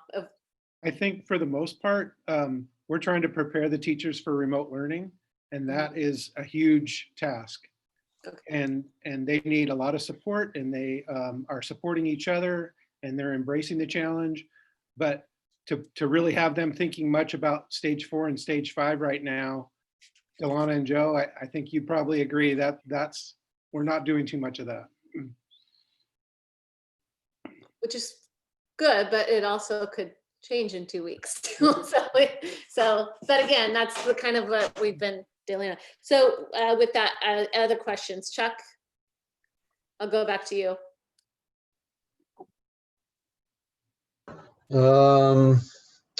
We put that survey out, and we all, I think, got a copy of a letter sent to us that had concerns about the survey being able to be answered multiple times. Did you see any issue with that, where parents might have answered that survey multiple times to skew the survey? The quick answer is no. So as you, and we've this is just emerging as of 5 o'clock tonight, so I certainly can't claim that we've done an extensive analysis. But as you look for the more obvious signs of a whole bunch of kids at a grade level that don't exist, if Delano suddenly ended up with an extra 100 respondents at kindergarten, we would know that some kids are either really eager to get there or really eager to stay away, one of the two. But no, we have not seen those kind of anomalies. Okay. Yeah, no, my only thing is the comments. I see it trending down, and I'm real hopeful that this trend continues. Our positivity rates are below 5, which is one of the benchmarks set in even below the moderate, gets us into the low for the decision tree that's put out by the state. So that's a real good sign. I realize that this is a big ship. When you turn the rudder, it's going to take a long time for it to turn. So I'm just hoping that we're going to be turning that rudder soon. But that's all I got. Thank you, Chuck. Other questions right now? I would just add a comment. One of our patrons in the community that's quite active assisting us is a former naval person, and she introduced me to the term trim tab, Chuck. And you just need that trim tab that will start to turn that big ship. With David can probably teach me all about a trim tab, but anyway. Thank you. Lori? Sorry, David. Just a couple comments again, back to Ms. Holliday and Dr. Potts. Thank you again for presenting and for being here on the call with us tonight. By way of, well, let me start by saying I don't love where we're at. I think that's what everyone would say. So however, trying to find, the good in it, I appreciate the work. And I think for me, and hopefully for others, seeing the two of you really for the first time that as a board member, I have interacted directly with building principals and seen and heard firsthand the work that is happening in the buildings. And I think for me, because when I just look at the picture of the schedule, the big giant grid, it's overwhelming and it means nothing. And it has words like asynchronous, which also mean nothing to me. And and I think I loved your enthusiasm, both of you, and hearing, you just brought the schedule to life, I think, and in a way that I appreciated the picture of how the dial actually can work, or the schedule would work in the buildings. And what I got from it was just a more clear vision of how the building principals and other leadership is working with the staff and the teachers, and also the students. I loved how you mentioned that piece, Dr. Potts, and really coming up with the best possible way to work within the situation that we are currently given, whether we like it or not, from Dr. Chen and the situation we're in. So I appreciate that and just applaud you and the work that I know is going on in all the buildings. But that was great to see. Along that line, I'm wondering about communication.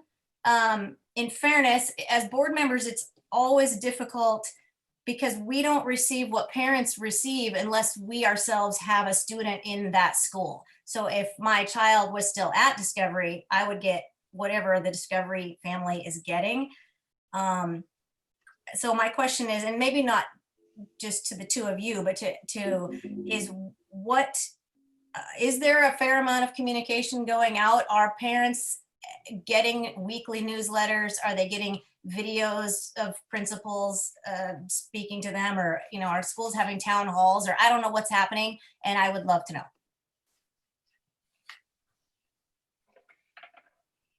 Well, I can say, Delana and Joe might want to talk about the communication they've done, but I can just say broadly that all of our principals and assistant principals are having a community forum or chat or whatever we're calling it with all of their families. They are sending out newsletters and communication. Each one of them has a communication plan with their families. Delana and Joe, can you talk about yours? Yeah, so we just had our community forum earlier this week, and we recorded it. And in fact, when I finish up here this evening, I'll be sending out an email to families with a link for it for those who could not make it.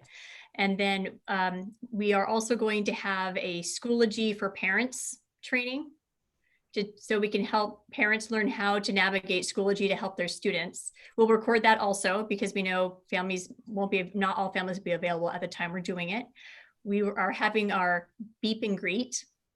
So families can come by, pick up supplies. As I mentioned, Walk Kids for kindergarten, they have that meeting. And then yes, we are communicating, and it's always like I walk on tight balance of over communicating. Like I have a child, I have a couple, and I see that number sometimes. I'm like, oh, it's another message.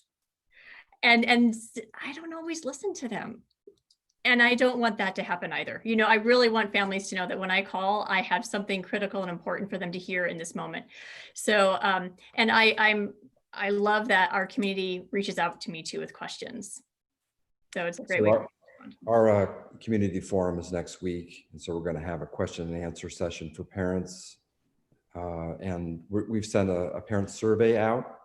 We're trying to anticipate questions so that we can provide thoughtful information to anybody who has a question.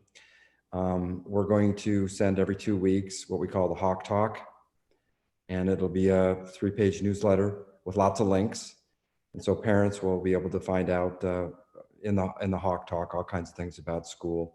And I asked the students today, all right, so what's the best way to communicate? You know, if we need to communicate with you, what's the best way? And it was unanimous that email is not the best way to communicate with students. And no one reads a newsletter, they told me. Yeah, Or that was not very many people, not students anyway. So then we talked about, all right, so what about video? And we're going to do weekly videos on Wednesday. And the ASB officers are going to have a component of it, and our film studio is going to be used. And so we're going to communicate with students weekly in that way, because we believe that they will tune in, and we're going to post it on our webpage as well, so that anybody can watch the Wednesday video announcements.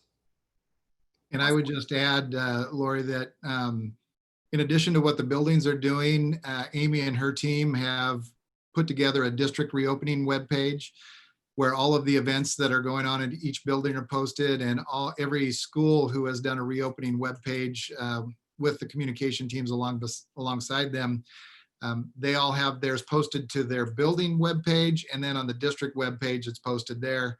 And I know Amy and her team, as well as building administrators, are working on not only what we post for people to go get, but also what we push out so that people don't have to make the effort to go get it. We're also pushing information out.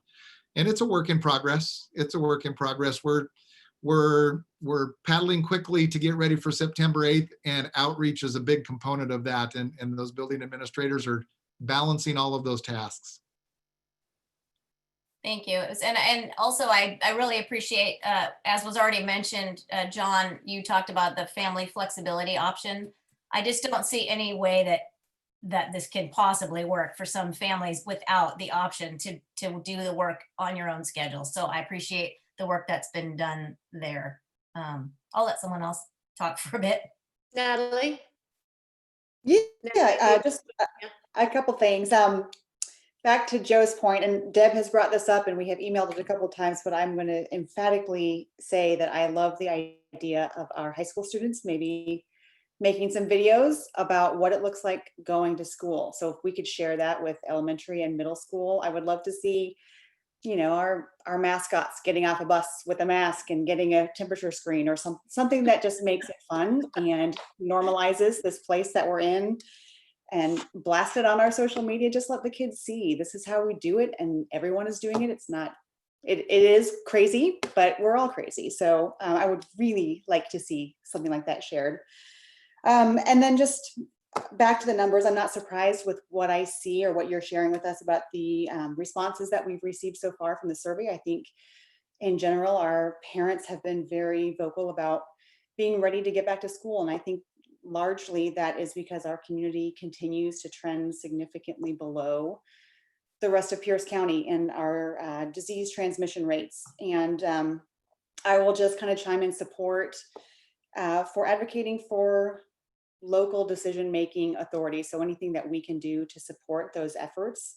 I think I mentioned back in July, I didn't want the school district to take responsibility for developing health metrics, nor do I want the Board of Health responsible for determining what happens in our schools, apart from letting us know when they think it's safe to come back. So I think we should be working in concert, but you know, I think that the team of you up here and our teachers are the experts in how to bring kids back and when and how to do it the right way. So I fully support you in that. Anything that we can do to push that agenda, let us know, please. Thank you, Natalie. Oh, one question. There is a question with that though. Sorry. And I will wrap it up with this. So moving through our stages, it looks like stage 6 is no one is going to be in school 5 days a week full time until stage 6. Is that correct? We actually left that open. So Okay. it sort of depended on what happened at stage 4. Actually, it depended on what happened in stage 3 and stage 4. So we didn't want to commit to that and then be on let's say a 5. But we're open to try to figure out what do we see at this stage that allows us 2 weeks from now to be successful. So in a absolutely perfect world, perfect COVID world, we could move to stage 6 within 6 weeks. Could it be that quick, or would it be longer? But what we targeted in the guidebook was we wanted to be there by January. Right. And if you figured that at a minimum, we'd have to move through stage 4, stage 5 to get to stage 6, we're talking at least 6 weeks to 8 weeks that would be minimal. And that's if all the numbers really turn to stage 6 quality, because those tend to be 14-day periods minimum. So I would say conservatively, you're looking at least 2 months before you could consider being there. And that would be, right now, you could probably win a lot of money if you set up the odds. Okay. Thank you. On that, I mean, we've all expressed and we all have heard, we want to get our kids back in. And I mean, I do too, as much as all of you. I want to do it right and I want to do it safely. And so I appreciate the steps that we're taking to get there. I appreciate the safety protocols and all that's been put into the guidebook. There's been a ton of work. There's been a ton of purchasing of supplies to get ready for this. Dr. Jarvis, I love that you're trying to advocate to get 6th and 9th grade in, because I think it would help the middle schools and the high schools be prepared when more kids come in. If you have practiced it, if you have figured out, oh, there's 27 doors in the high school, how do we monitor the temperatures coming in? So I know that they say to do the young kids first and then go up, but if we've got empty middle school and high school, aside from the 5, and we can get more in, let's get them in and get really good at it. Because what I don't want to have happen is get back into school, have a lot of transmission, have kids go back out for 14 days, have kids go back in for a day and then go back out because of another outbreak. We have to get really good at being safe in our schools for everybody, for our kids, our teachers. So I appreciate the work that's being done, and I know it will continue so that we are ready to bring these kids back and teachers back safely. So not really a question, just more of let's keep doing that and get ready. So David, do you have any questions? Madam President, I always have questions. Well, I'm disheartened by that answer that we can't get there faster, because I would have thought after working on it all summer that we could do it faster than that. I am happy that you brought up trim tabs, because I'm also always happy to talk about the military and the Navy. I would characterize Pierce County as an aircraft carrier and our individual schools as fast attacks. And I'm quite certain Dr. Chen has never been on an aircraft carrier, and he's trying to figure out how to turn an aircraft carrier, where I really believe that our great staff could turn our fast attack ship on a dime if we were given the leeway by Dr. Chen.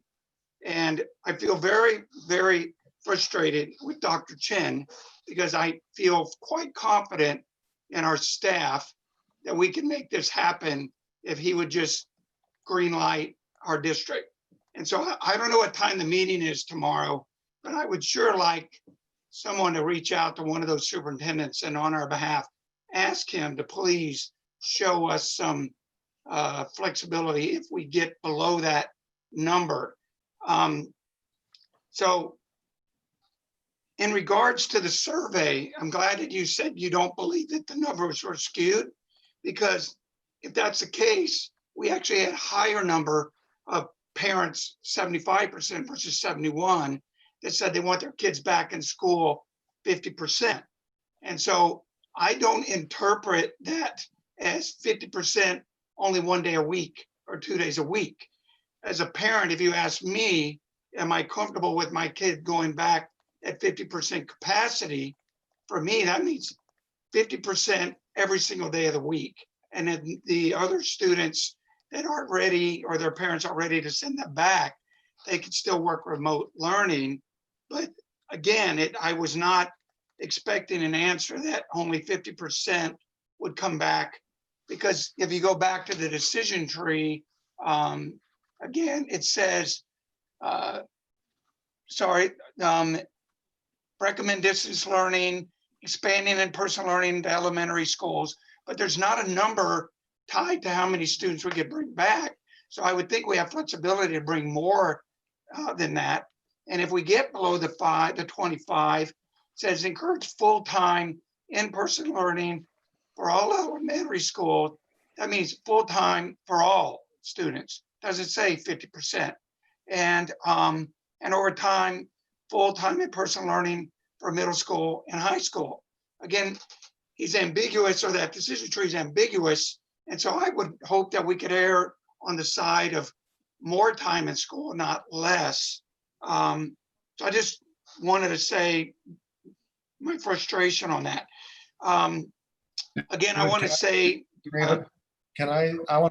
I think there's perhaps a misunderstanding there. The intent of that 50% question was that in our stage 5, we indicated that at stage 4, we might add a full grade level. So again, back to the K1. At stage 5, that we could add another grade level up to 50% capacity in the school. So it wasn't one of saying, we're going to bring you back 50% of the time. It really was trying to talk about the capacity of the school system before we were prepared to go to a larger group in the school. So I just want to clarify that 50% is not aimed at the time that the kids would be in school. It's about how many kids we would have in school at one time. so the reason I ask is I'm trying to advocate for the working parents and the families out there that this is going to be such a super challenge. And I have friends that have multiple kids in multiple schools, and they said that as much effort that has gone into the guidebook, they just can't make it work for their family to send them to the in-person 1 day a week learning. It just doesn't work. So they're going to take the online option. And so I appreciate, because we brought this up a couple board meetings ago, is there a homeschool packet? And I'm glad we got some flexibility on that.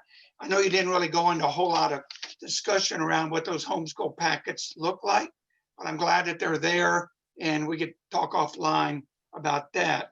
I wanted to ask about, I think it was Delana said about, or someone mentioned professional development. And I only have one more question after this. how many teachers district-wide have actually taken training for online remote learning? And then I only have one more question after that. Anybody can answer.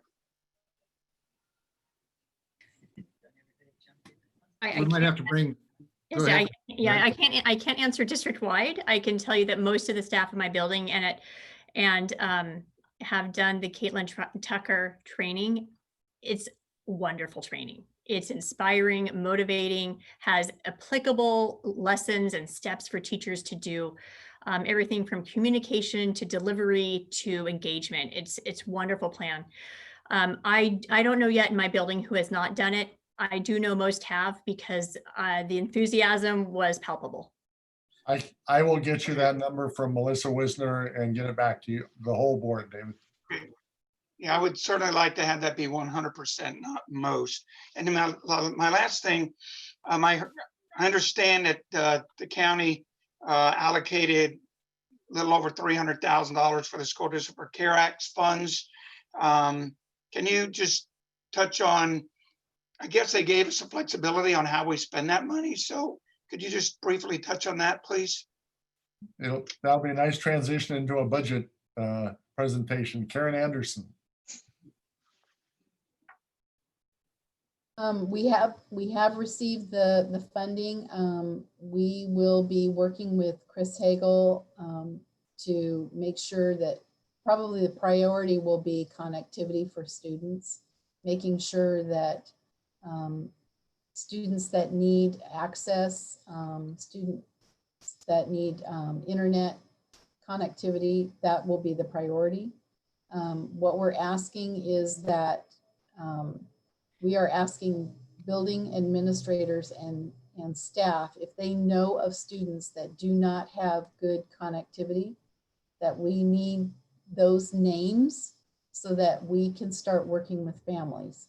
So that information needs to be sent to Chris Hagel, and then we will start working on what can we do for those families. That's the priority that we want to use that funding for.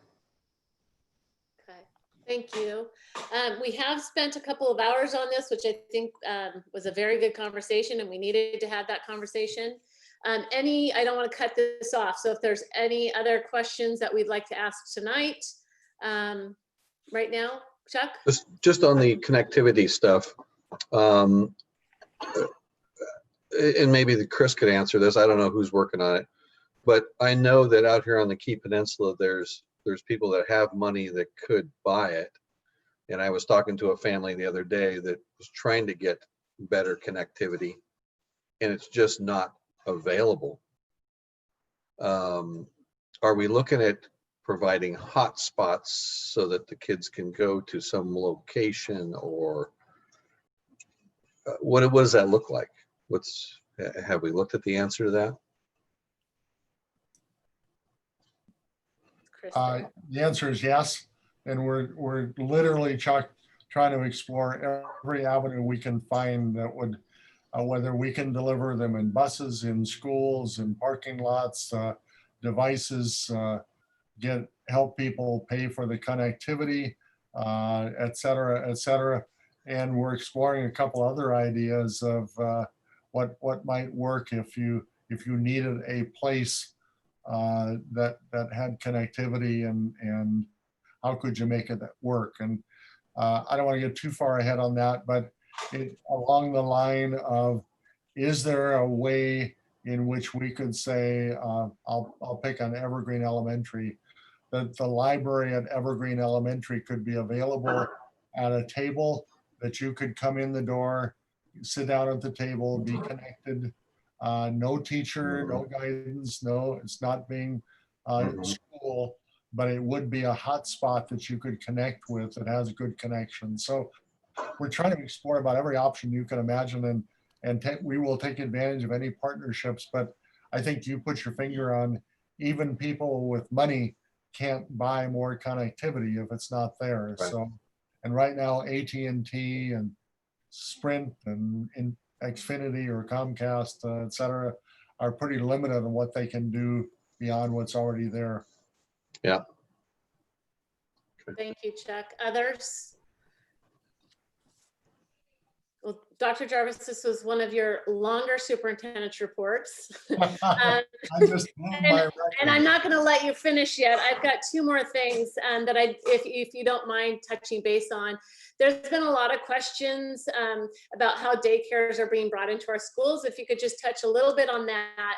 And then secondly, unrelated to all of this, is at our study session last week, we talked about a request for a proposal for a superintendent search. If you'd like to touch base on that. And I'll start with that one because I kind of got a kick out of learning that some people asked whether or not I was retiring. I can't even get credibility in most people's conversations on whether if I said I was retiring, they don't believe me. So just a quick background on that. Most people know you asked me if I could come in as an interim superintendent. I plan to be here 1 year. We served a second year, which we just finished, and a third year, which is adding to my book that I'll write someday about how to open in a way we've never done. But I make a light of it, but the reality is that the district asked me, and I'm honored to be here and assist through this time.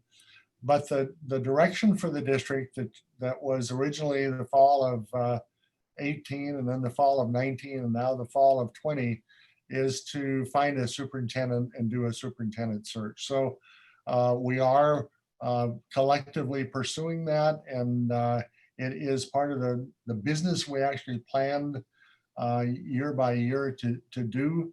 And so we're putting out the revised request for proposals on your behalf. And there's a fairly aggressive schedule for the board to examine those proposals when they come in, and really work then with a consultant to lay out a timeline that will work well for the board. Did that answer that part of it? You're muted. Yeah, thank you very, yeah, that does answer that. And yes, I guess we look forward to you proceeding with that process.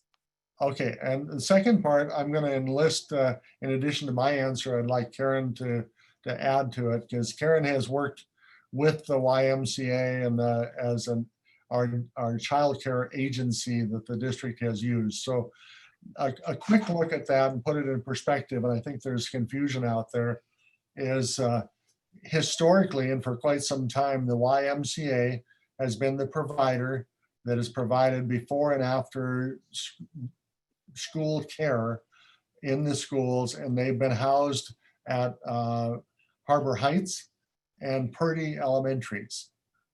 So with the onset of the pandemic and the almost virtual mandate that was given to us by the governor in March, that was to try to find childcare for first providers. Karen and the district turned to the YMCA and said, in addition to before and after school, can you fill in the middle for any of those first providers that needed, were first responders that parents needed help? There weren't a lot of those. They said yes. We didn't have a lot of takers, but we did that in those early months. Now, as the fall has come into the reopening of school, the request from the state to the districts, I mean all school districts, was not to do the childcare, but can you help parents find any available childcare? So Karen and the district again reached out to the Y and said, are you in the fall, something you haven't done before except this spring, are you willing to provide daycare during the day, if possible, if parents need that? And they said yes. So that really speaks to the two schools where we had the YMCA already there. And then we recognized the possibility that might come up, depending on the numbers, that there may be other neighborhoods or schools the Y is willing to look or consider adding a program that they would do childcare. But no, the district is offering no childcare.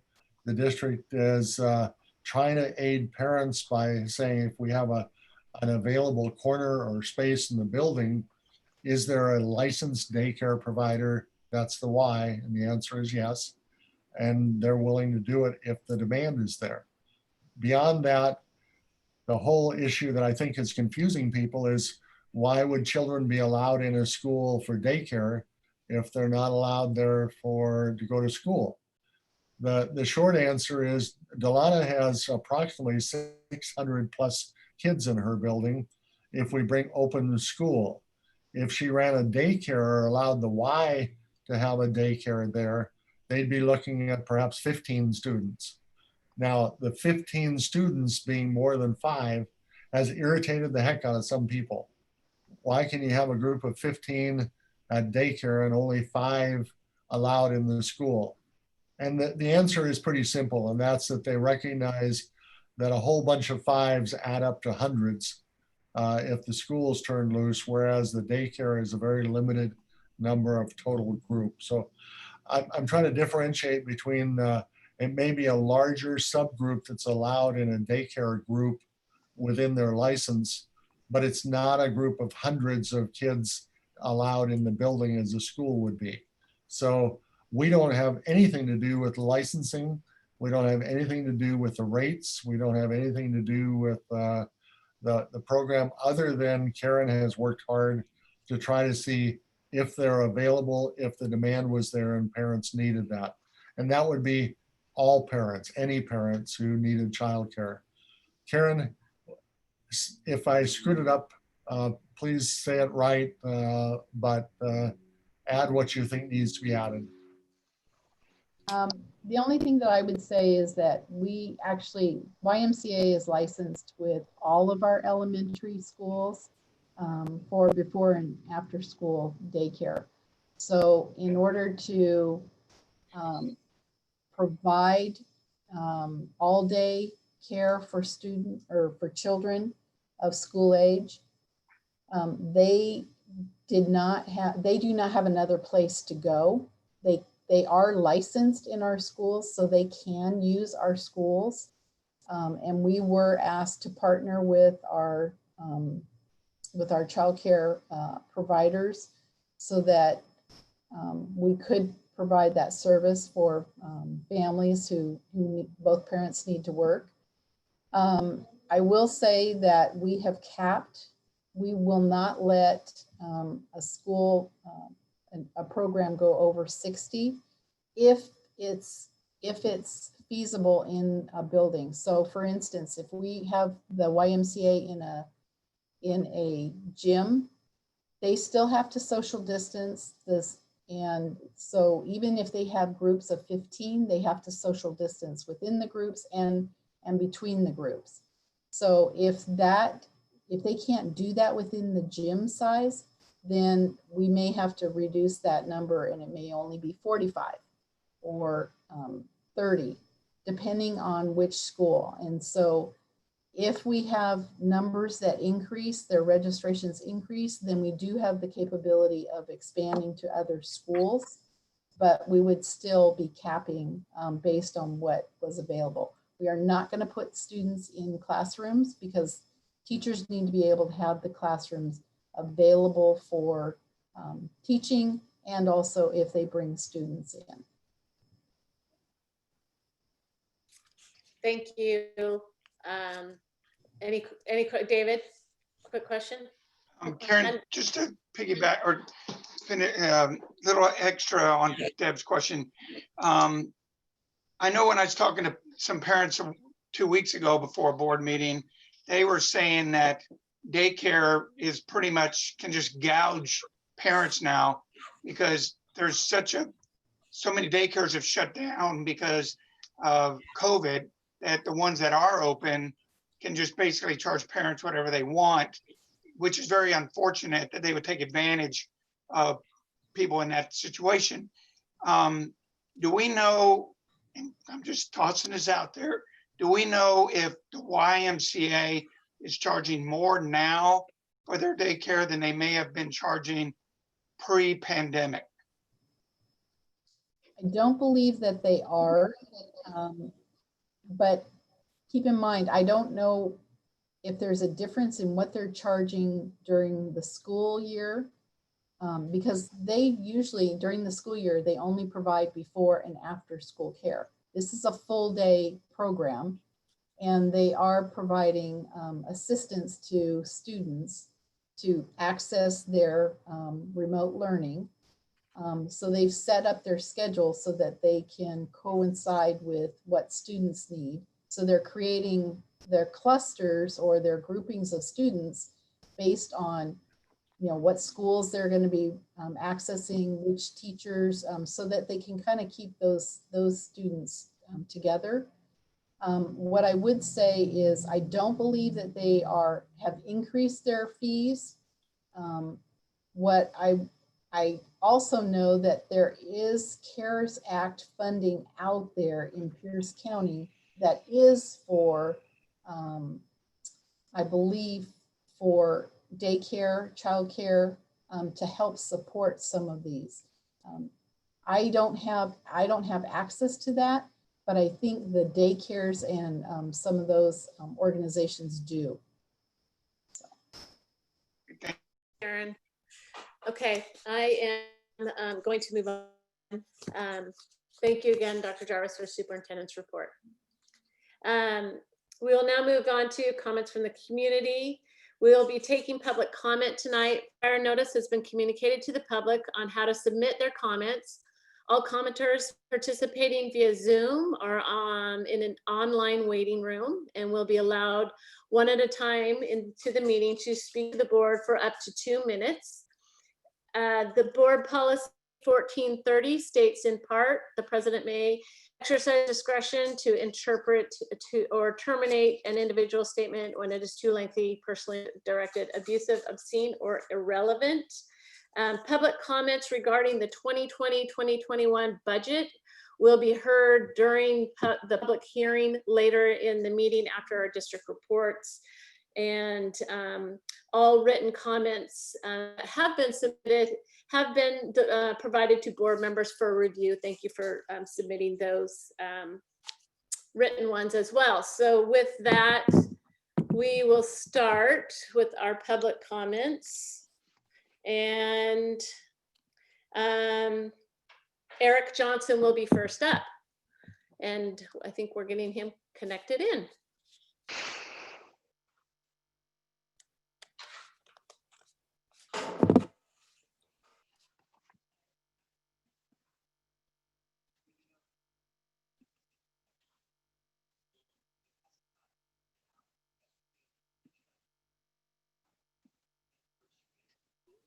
And Eric is muted. We're getting you unmuted. Eric, thank you for joining us.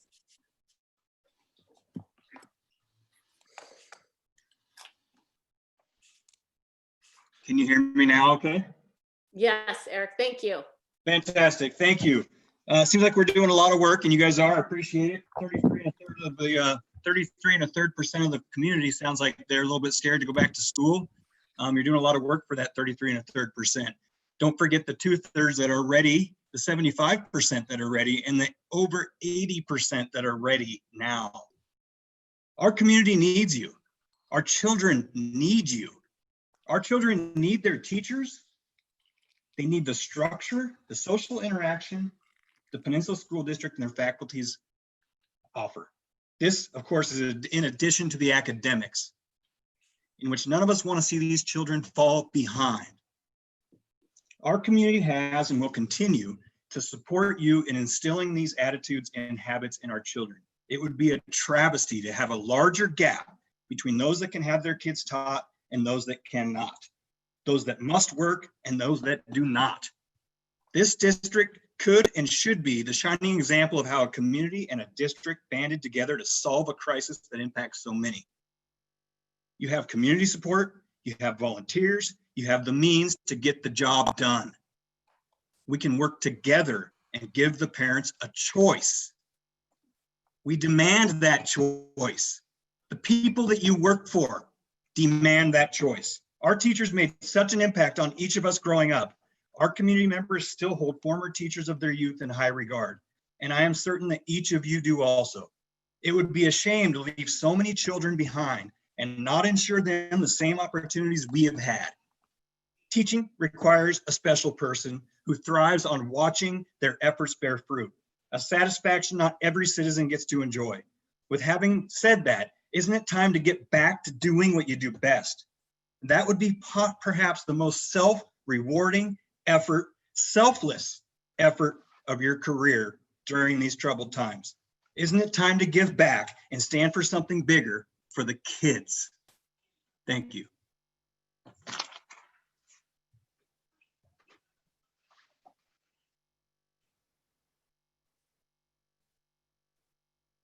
Deb, you're muted. Thank you, Eric. We now have Jessica Miller that is going to be connected from our waiting room.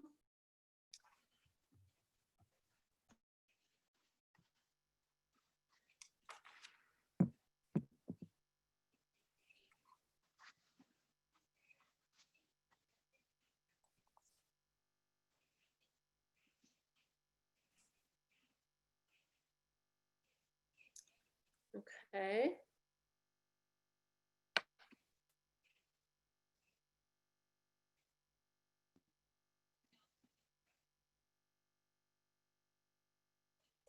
Thank you for your patience.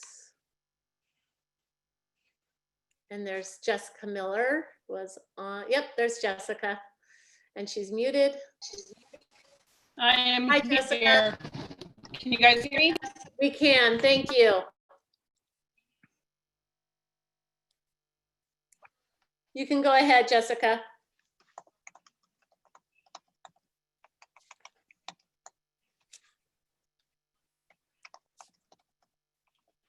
Oops. Heard anything about what is going on with my job. It has been stated that all of the employees have been a part of this reopening plan, but that is not true. Myself and numerous other employees have not been a part or partaken or even know what's going on if it isn't released from the board meetings or in an email I get as a parent. That is very sad for me.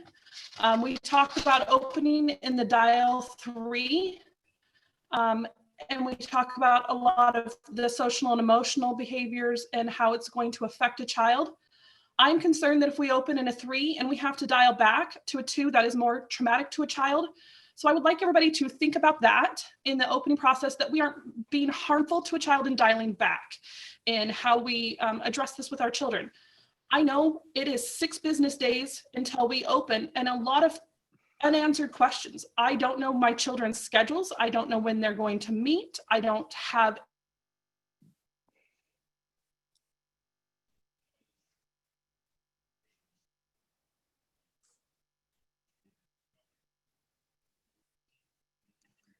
Jess, if you could hold on for a second, I'm not hearing you. It would be nice if we were to get answers on these questions and be able to move forward, because I would like to help other parents in the district that have children that the parents are working. So if we could all get answers to a lot of these questions, that would help the district and the community as well. Thank you for the time. Thank you, Jessica. Next up, we have Alicia Finch.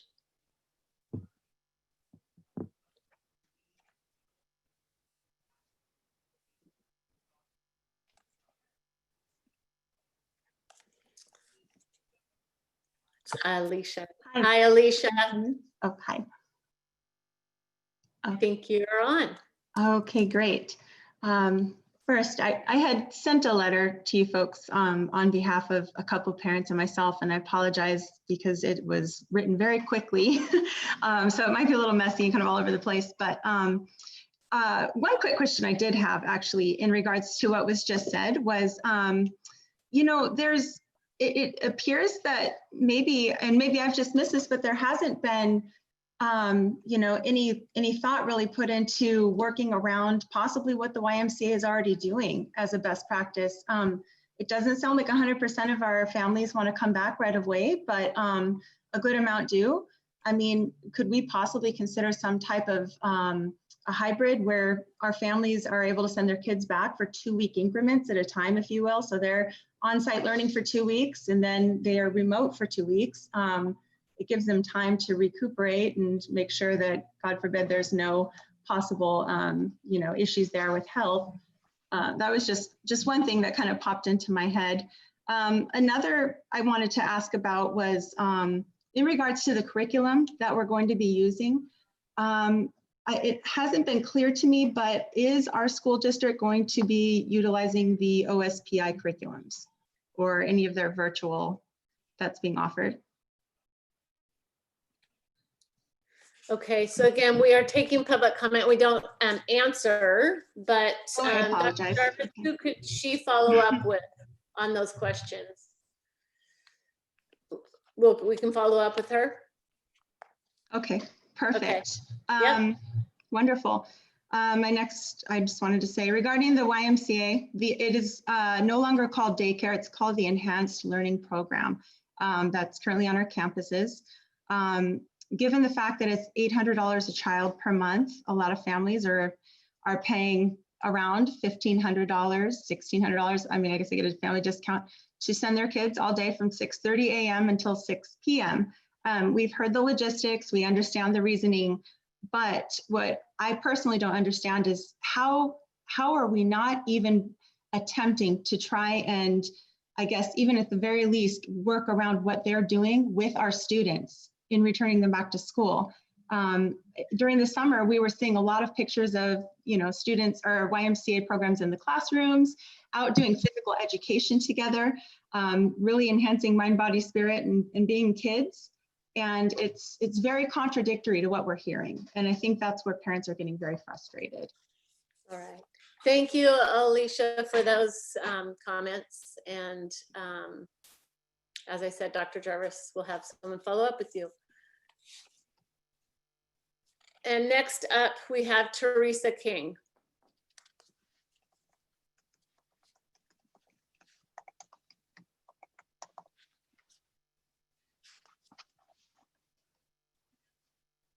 Okay, can you hear me? Hi, Teresa. Hi, how are you? Good, how are you? Thanks for being here tonight. Thank you. And let me just get my questions here because of course I got interrupted by my children just at the right time. So I have a few questions and I know it's just asking the questions and there won't be any answers. So here I go. A lot of us parents have been talking about this and we're wondering how much are politics playing a part or a role on whether or not we open up the school for in-person learning. And there's obviously some pressure to do remote learning. There's so much effort going into how do we do remote learning? Where is that pressure coming from? And it's very confusing to me about who the board represents. I thought the board represented the parents, and with the vast majority of parents wanting to send their kids back to school, why are we not doing that? It's confusing to me on how many people here during this meeting go to restaurants, they go to the park, we go to grocery stores, Target and Walmart, the lake, we have childcare going on. How come we can do all these things, but we cannot figure out how to educate our children for in-person learning? And I'm just wondering, what is going to happen to those kids that are left behind? You guys talk about a flexible schedule. Oh, that's great. So now the parents, after an 8-hour workday, 9 hours with commute, they get to come home and spend the next 3 working hours, wake hours with their children, trying to figure out this school stuff instead of having family time, dinner, and free time. They have to actually do school in the 3 hours before they send their kids to bed. That's ludicrous. It's not logical. It's not going to work. And my heart goes out to all those families that have to deal with this. I'm lucky to work from home and financially I can afford to get help, but there's a lot of people that can't do that. And last, I don't know how you guys sleep at night knowing that you can't muster up the courage to do what's right. You guys know it's the best thing for our children is to open up our schools as soon as possible. You guys spend so much effort on how to not open up the schools. If we just put that effort to figuring out how to open up our schools safely, everyone else is living life normally. Our teachers are essential workers. We need to figure it out. Just like the policemen the hospital care workers, the people working at Target and Walmart, running, paying, bagging your groceries. And Teresa, if you could wrap up that last comment and that's it. That's all I have to say. I just really wish you guys would step it up and let's, try and figure out how we can get Dr. Chen. thank you, Teresa. And then we also have Lauren Murphy.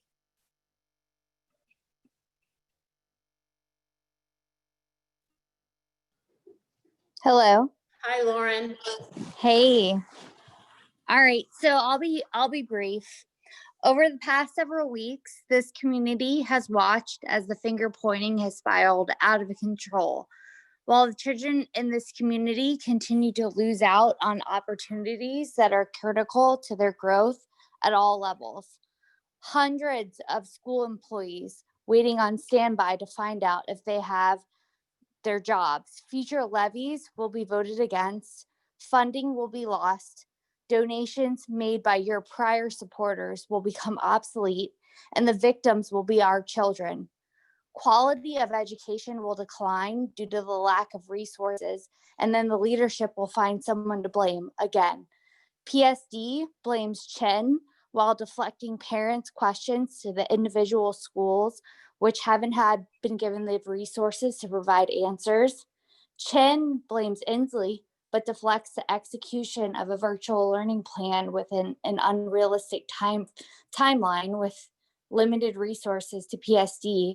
Administrators blame Chen and Inslee. Teachers blame the unions and PSD. As leaders and decision makers in this county, you need to do what taxpayers pay you to do, collectively step up and deliver for our kids. The current options do not suit so many families, and the results will be catastrophic. Our families have decided not to sit back and watch the system crumble. We will not support the politicizing of our children. We find the hypocrisy appalling, renting our elementary space for childcare profits, and have decided it's time to walk away. Effective immediately, we will be removing our 2 children from PSD. And thank you. Thank you, Lauren. Okay, so I think those are our speakers for tonight. Chris, unless you had anybody else. All right. With that, I will move on to item 6.1. We'll have a capital projects management update. Dr. Jarvis, would you like to introduce the capital projects I'd be update? happy to. In my opening comments, I talked about the September 8th opening being one that was built around the idea we would try to extend the summer and give contractors as much time as possible to work on our buildings. And I would proudly introduce Patrick Gillespie to talk about the progress of the 4 elementary schools under construction and the capital project. So, Mr. Gillespie, would you take it away, please? Yeah, thank you. So currently, we have 4 projects underway, under construction currently, and 2 that we're working on, getting the project together so we can go out to bid in springtime and start those projects sometime close to next summer. But right now, Pioneer, we have work on the south parking lot is almost complete. Existing building modernization is progressing with ceiling grid interior paint.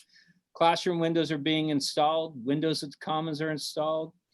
The new addition framing work continues to take shape. Lower level HVAC, ducting, electrical, and plumbing are all being installed currently. ES9, the CMU at the gym is complete. When the gym exterior is complete, it will have a brick and metal exterior cladding. Slab on grade pours are nearly complete. Structural steel has been delivered and steel erection has begun. Under drains and irrigation at field are being installed in preparation for seeding before mid-September. Utility and crosswalk work in the right-of-way has been started. Traffic revisions by the contractor are in place until this work is completed on Harbor Hill Drive. Over at Artendale, footings are being poured and under slab utilities are being installed. Storm lines are being installed in the bus loop and parking lot to be completed before start of school. Double portables were removed to make way for the new building on the existing playfield. Temporary water line is being installed to service the existing building during construction. Excuse me. Evergreen, site grading continues to take shape. Footings are being formed in preparation for concrete. Playfield is being prepared for seating in mid-September. Septic field is being installed. Erection of the new water tower is in progress. Underground utilities have been installed across existing parking lot and bus loop. Retaining wall and new parking lot has been poured. And then the COPA and KPMS projects, online meetings with staff at each school has taken place. Architects are working on concept based on staff input, bond promise of emergent needs and student capacity projections. Consultants have been contracted with to evaluate the site and building conditions. We've completed the Henderson Bay tenant improvement to support Pioneer at that school this year. Henderson Bay has been moved to the ESC, and some ESC staff has been moved to a new location to accommodate Henderson Bay High School. Thank you. Voter banners have been placed at the construction fencing of all 4 elementary projects. And we have aerial photos showing construction progress of each site that are being posted to our district's website. So if you want to see what's going on, feel free to go to the website and you can, it takes a little bit, but you can click and find them. And we've got those aerial pictures and you can kind of see the progression from week to week. So that is kind of where we're at in all the projects right now. There's a lot going on and we're very excited about where we're at with those projects and progressing very well with them. Thank you, Patrick. Any questions, comments? Just a comment that, Yeah. sorry. So go ahead, Chuck. Just a comment that things are looking really good. I've been driving by several of the sites and things are moving right along. It's good to see the progress coming along so fast. Yeah. Thank you. Yeah, thank you. Oh, you're welcome. Natalie? No, just wanted to say thank you again for the tour of Pioneer. For those of you who don't know, we got to tour that facility today, and I think it was Lori who made a comment that our future is really bright. It was just a great reminder of why we do what we do and who those buildings will serve. And it looked fantastic. So thank you for the work going into that. Oh, thank you. Yeah, and we're really excited. It was fun to see the excitement on the people that toured the building today, especially Stephanie. I know she's super excited about her new school. Thank you. Any other questions, David? Okay, fantastic. Thank you, Patrick. No Jeff. problem. Thank you, everyone. We now move on to item 6.2, presentation of the proposed 2020-21 budget. Dr. Jarvis, would you like to introduce the budget presentation? And Ms. Karanis? This one I would take a couple extra minutes. I happen to be old enough to have definitely introduced budgets in 2008 and 2009.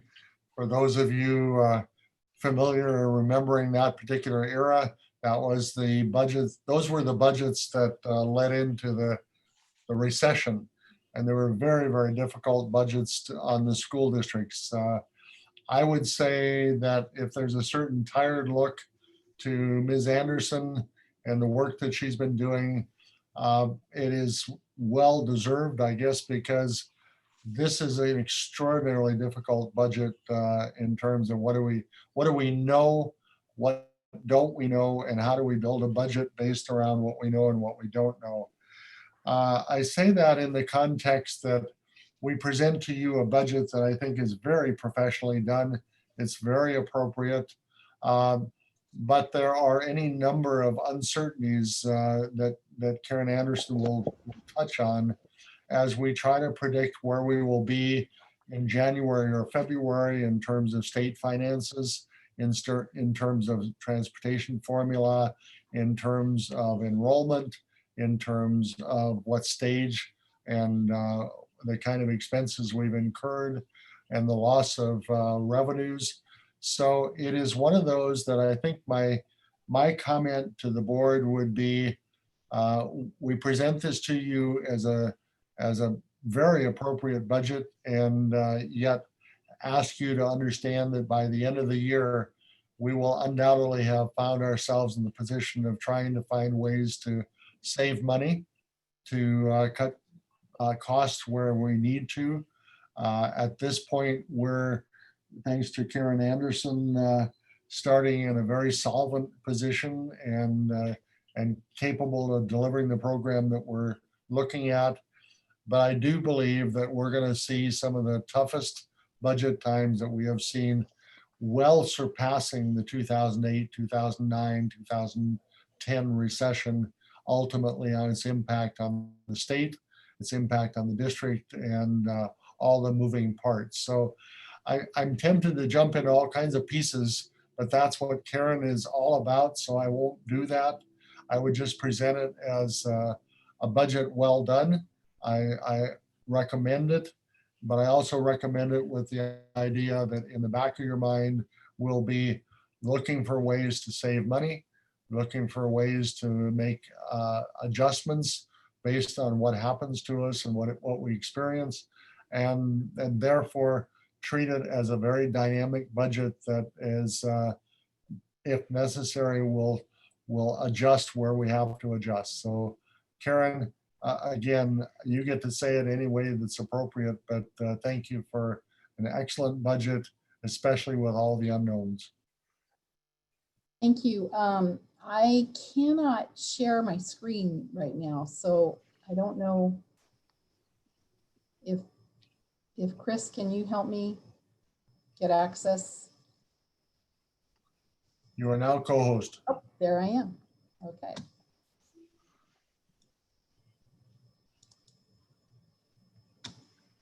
All right, can everyone see that?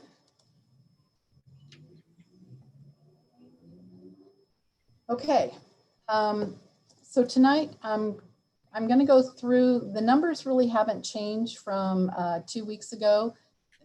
I will say that the expenditure budget has increased slightly, and when I get to expenditures, I'll share that information as to why. But tonight I'm going to go through, we have 5 funds that we are bringing budgets forward. The first one is the general fund. That's our day-to-day activities. That's our largest fund. Again, our enrollment projections. Originally, when we start working on budget, it's back in December, January timeframe. And what I would say is that when COVID hit and things and schools were closed, we went back and we recalibrated and recalculated what we thought would happen to enrollment. We adjusted it down. Originally, we were anticipating another trend up, but we did bring enrollment down. So in looking at our enrollment projections, we are just slightly above last year's budget, but we will be down from where we ended in 2019-20. This is a graphic visual of the enrollment trends over the past few years. We were trending up, and as a precaution, we have trended down because we do anticipate that going remote learning, it will have an effect on our enrollment. For our revenues, we are anticipating 141 million, a little over that for revenues. We have identified some areas that have reduced. Last couple weeks ago, I talked about changes over budget, the prior year budget, and our local taxes haven't really increased that much. Again, we are at the 2,500 plus IPD for per student. So we are capped at that. Our local taxes, non-tax, we don't anticipate those increasing much. State apportionment is increasing basically by the IPD and the costs associated there. Our categorical programs, most of those are student driven. And so there's not a lot of increase there. Again, we're not certain about what might happen with our transportation funding. That is something that we're looking at right now. And without ridership, there is going to be a reduction to our transportation funding, because ridership is one of the key elements in the formula. And this is actually a 2-year, this could affect us over 2 years as opposed to 1 year. So while we built in the transportation allocation that we had originally anticipated for this year, there is the likelihood that without normal ridership, we will be losing some of this funding. For our federal revenues, our biggest change was in Title I. We lost a significant portion of our Title I funding. That was due to a reduced poverty rate. And so with things that are happening, we are noticing that we are getting more free and reduced applications coming through. So that there may be an uptick in our in our poverty rate, but that won't affect us this year. That would affect us in future years. So that's kind of a wrap up of what we're anticipating for our revenues. This is a visual of what that looks like. And again, the state makes up almost 78% of our budget. Federal, a few years back, federal was about 5% of our budget. Now it's only about 3% of our revenues. For our expenditures, certificated salaries, that's our teachers, our principals, assistant principals. We're budgeting $62.6 million. Classified salaries, that's all of our other workers. It's paraeducators, it's classified, it could be classified in administrators, it's drivers, it's maintenance, grounds, health technicians, it's all of our clerical staff, and even coaches. That's about $21.6 million. And then we have our related health benefits and employee benefits, which the district pays, and that is retirement, Social Security, and SEB for our medical expenses. That's about $35 million. Then we have what are called MSOCs, and so we have materials. So materials, we're looking at about $9.4 million. Contracted services, they could be utilities, insurance, anything that we contract out for and pay outside.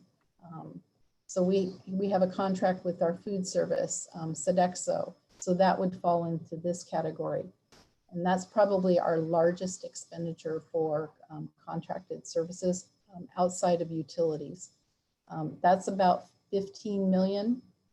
And then we have travel costs, and we have our large capital outlay expenditures or anything that is classified 5,000 or more.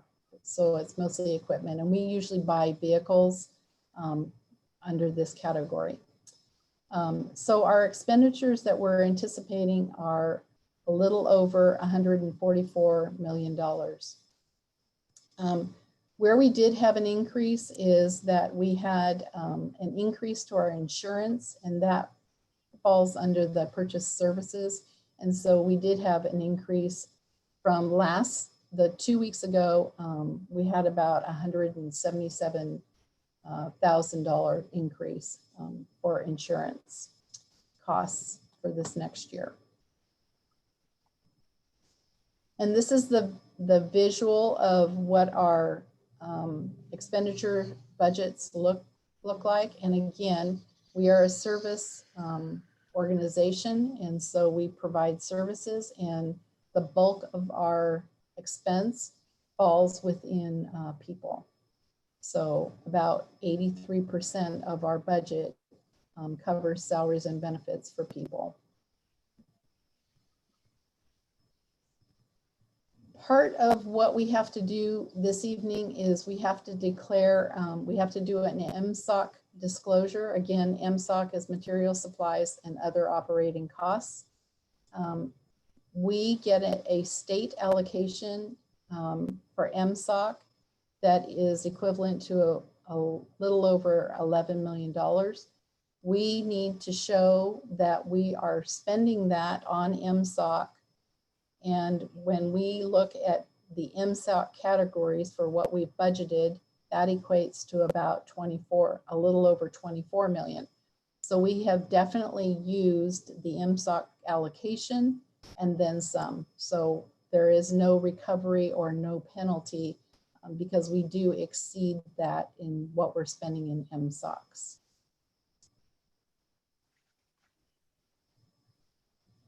Part of what will be,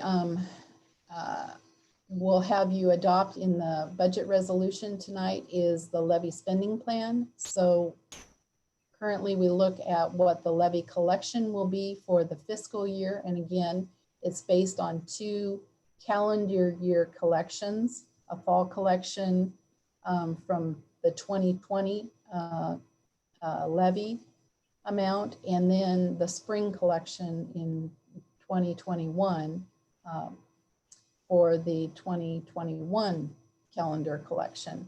And that makes up about $23.4 million for levy funds that we will receive. The corresponding expenditure plan, levy spending plan, we've broken out by various categories. The biggest category is staffing. So these are staffing allocations that are over the state funded FTE in apportionment. It also includes funding for special ed staff because they're also underfunded as far as the allocations that we get there. And so that, and most of special ed costs go into staffing. We have extracurricular athletic costs that come out of our levy. They're not funded by state. We have professional development that we provide for our staff. We have our maintenance and safety projects. So we still have an amount that we are setting aside from with levy funds to provide additional maintenance, the bigger ticket items. We will be focusing that on carpeting and painting of buildings that are not currently involved with construction or remodeling. We have supplies and equipment that we provide. So technology devices, we have furniture replacements in the buildings. We have instructional supply allocations to all of the buildings. We have a library allocation. We provide curriculum with levy funds, and also we have emergency supplies and assessment expenses that relate to the levy. Then we also have supplemental instructional support. So this is where we pay for communities and schools. We have intervention programs. We have after-school activity runs, WE Day, junior achievement, and we provide midday transportation. So these are all things that are funded with levy funds. And so that equates to so revenues and expenditures So whatever we received in revenues, we've created a levy spending plan for those. So in looking at the summary for general fund, we have to look at 2019-20 and kind of estimate where we think we're going to end. And based on that, we use that as our estimated beginning balance. So we are estimating that our beginning balance for 2021 will be $12,992,000,000. Our revenues that we're anticipating are 141 million, and our expenditures are at 144, which would leave us with an estimated ending fund balance of $9.7 million. Of that, 3.1 million is set aside as assigned fund balance, restricted, and the unrestricted fund balance would be a little over $6.5 million, which would be about 4.55% of our budgeted expenditures, which falls within the range, the goal of 4 to 6% that the board has asked.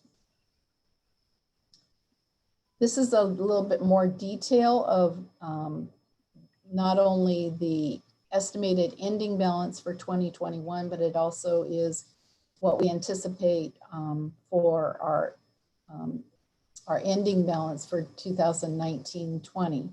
And so you can see that there's about $3 million down there that are carryovers from that have been built into next year's budget. So keep in mind that if we were to spend all of our carryover amounts, it wouldn't be available. Because it falls into our ending fund balance, it becomes one-time money. And so we budget that in the next year and anticipate that it will be spent. Typically, this does not happen. Typically, we always have carryover, but we anticipate that we always spend it. This year, we kind of did a little bit of a caveat.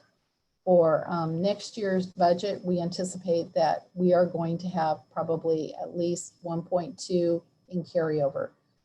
So that we're trying to offset that so that we're building into our fund balance the recognition that we always have carryover. And so we're looking at it that way. So are there any questions about the budget itself at this point? For general fund? Yeah. Natalie, you want to go first? Yep, just a quick question about the levy spending plan. And I noticed between extracurricular activities and athletics and supplemental instruction, that's about $3.5 million. If that's for this coming school year, and I don't actually have an update on athletics or extracurricular, but if we are not able to participate in those kinds of activities, where does that balance go? So keep in mind that the budget that we built, we're building a budget for capacity and recognizing that we may have to shift things and we do anticipate that there will be extracurricular activities. There are no fall sports currently or limited fall sports, but they are shifting into the spring. So they've created three seasons, I'll say, in the springtime. So they're smaller seasons, but they will have some. They do anticipate having some. If we don't have it, then we will have it as carryover and we will put it into the following year's budget. There are some areas where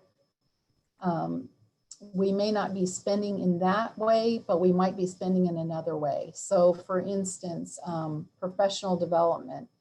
If we had anticipated bringing people in and having in-person We might have anticipated travel costs related to that and stuff.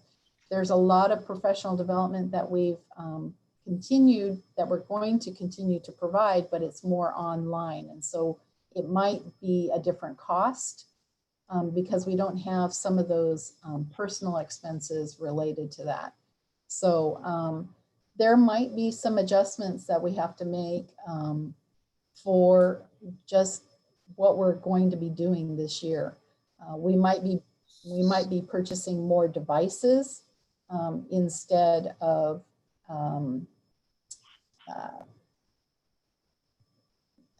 I don't know. We'll have to look at what that looks like, but we'll stay within the categories of the plan. If there are balances left over, then they will carry over and we'll budget them for the following years. Okay. And then just one quick point of clarification, and this was back to our funding. You mentioned free and reduced lunches. If we see an uptick in that, there's a year lag in our funding, but not in qualifying for it. Is that correct? So if a family qualifies for it, they receive that immediately. We just don't get funding. Okay. Yeah. Okay, that's it for me. Thank you. Beth, did you have a question? Yeah, about the insurance. You said our insurance increased by 177,000. Yes. So I'm wondering if they gave us a reason for that. I'm also wondering what is our total cost for insurance? And are we in a group of school districts? Yes. Yes. Okay. Yeah. So the insurance did increase. We do have increases from year to year. Yeah. The increases are based on our experience or our mod factor. So if we have a lot of claims in certain areas, that can increase our costs. I think it's very typical. We've experienced over the last few years, we've experienced increases to that same effect. We are the same as other districts. It's based on what happens, the number of vehicles that we have, the number of staff that we have that we're covering. So there's a lot of different pieces to that because it's not just, it's liability, it's also vehicle. We have increased some of our vehicles. We've increased buses, the number of buses that we have. So there's reasons why there is an increase and it isn't out of line from previous years. Karen, on that same note then, if our claims decrease, if the go down thousands of miles that we will not be putting on our buses this year because of COVID, would they consider decreasing our insurance? Yes. So it's based on experience or our mod factor. So if we don't have a lot of claims for various, if we don't have a lot of claims, then yes, they would go down. So it just depends on what is happening in our district. Yeah. I can say we've had some claims for buses, but we've also had some fires. We've had a couple of significant fires over the last couple of years. We had the Harbor Heights portable that caught on fire.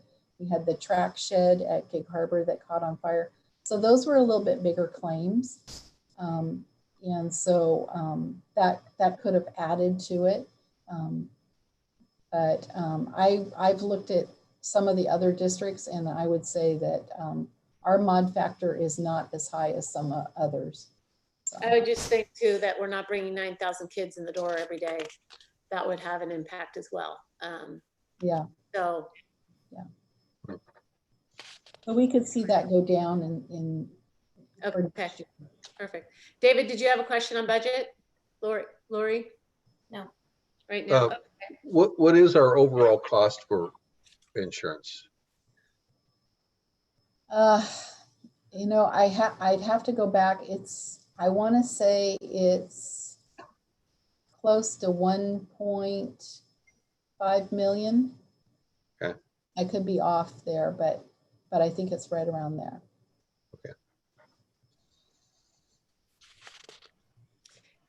And Karen, one other question to kind of go back on to what Natalie was asking. Yes, we have to anticipate and build that capacity in if we do have football in the spring and the other activities that we're going to hopefully have this year. But at the end of the day, if we don't, and we have to reallocate and whatnot, will our finance audit committee be brought in to help look at that levy spending plan and how that is all allocated, or for recommendations to the board and district, obviously? Yeah, and I think that's something that we're gonna have to play out, because it may be that if we don't have the expense for this year and we allow it to fall into fund balance and we treat it as carryover for next year, then that might be something that we involve the audit committee on how the carryover funds might be allocated to support what we need to do. What we don't know is if there are seasons, then there are costs that relate to that. And so it might not be that we expend the whole amount, but we'll expend a portion of the amount. Right. And so if there is carryover, does it need to go back into extracurricular for the following year? I think we're going to have to look at what the circumstances are, and then figure out how we can involve the audit committee. We could do that. Thank you. Okay, I think you can finish out with the budget. Okay. So as part of the budget adoption, for each budget, we need to project out another 3 years. And this is always kind of tricky. What I would say is, currently, based on our budget and the environment that we're in, there are a lot of unknowns. And typically, when you go to forecast, you try to look for, what are our trends? If we're increasing in enrollment, then, we can continue. What would that look like? If we're decreasing enrollment, trending that out, we can look at that. Right now, we don't really know what's going to happen to enrollment. We did anticipate a reduction to enrollment in our budget, but we still don't know really what our enrollment looks like. We also don't know what's going to happen in the future, what kind of impacts this will take. So the approach that we took when we started to project our forecasts for the next 3 years is to be very, I would almost say stagnant. Pretty much just a minimal change, because we really don't know what's going to happen. And there's very good likelihood that the state has indicated that they're not going to have funding, and there could be reductions to state funding. So we anticipate minimal increases for revenues going out. We don't anticipate large increases to enrollment, just because we wanted to just kind of keep it fairly neutral. So keeping that in mind, we didn't increase very much as far as what we anticipate for enrollment increases. Keeping in mind that this is just at this point in time, you're not adopting these budgets. When we go to budget for 21-22, we will have a better idea of what we're dealing with. So we'll have legislature, they'll have met and they'll have given us guidance on what they're going to be funding us on. We will also know where we ended up with 2021, what happened in the fall, and did we get our enrollment back? If we see that enrollment come back, then we can start to plan for increased enrollment. So this is just a kind of a visual of if everything was fairly neutral and we didn't have a lot of change in staffing or in enrollment and minimal changes to our state funding, what would this look like over time? So our revenues, you can see they increase slightly over the next 3 years. And then with expenditures, we kind of did the same thing. If expenditures are, if revenues are not increasing, then, and we're not increasing staffing or anticipate large increases in students, then our expenditures really don't need to increase as much. And so our expenditures are kind of in line with our revenue increases. So when you look at that, what we're anticipating is that we are taking current budget, we are taking funds out of our fund balance. And part of that, remember, we budget to spend carryover.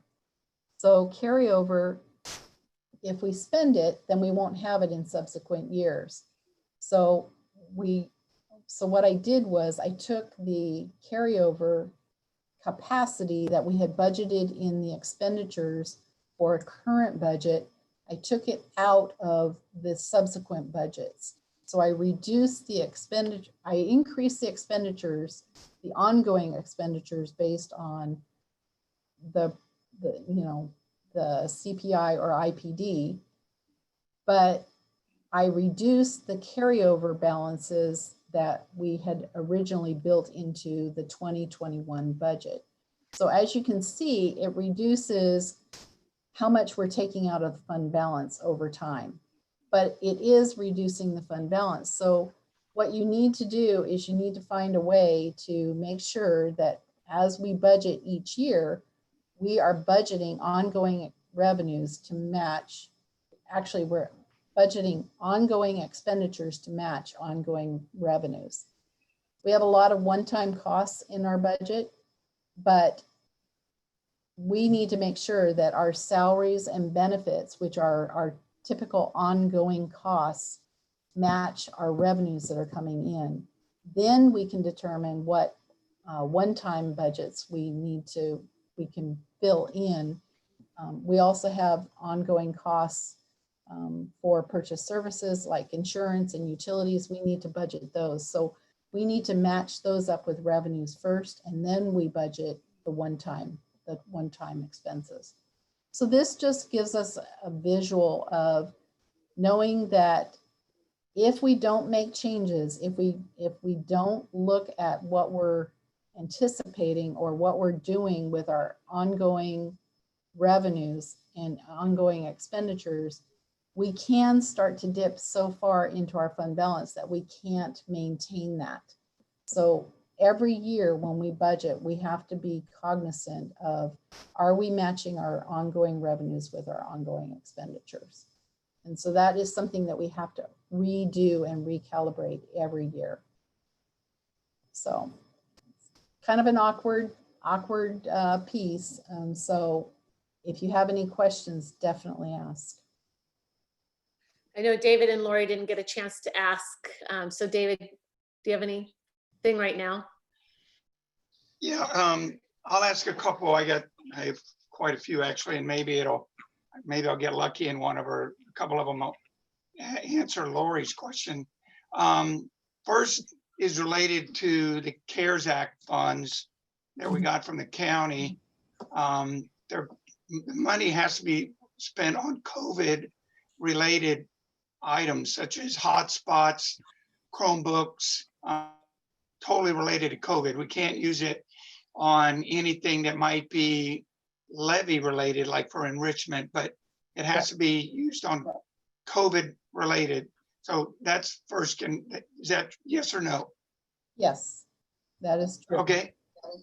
Okay. And one of those being hotspots, are we able to, because we know we're getting that money, can we pre-spend money to make sure we get all the people out there, especially on the key. But I mean, even where I live, I sometimes lag to make sure everyone that needs a hotspot gets one before school. Because I mean, we only have less than 2 weeks left.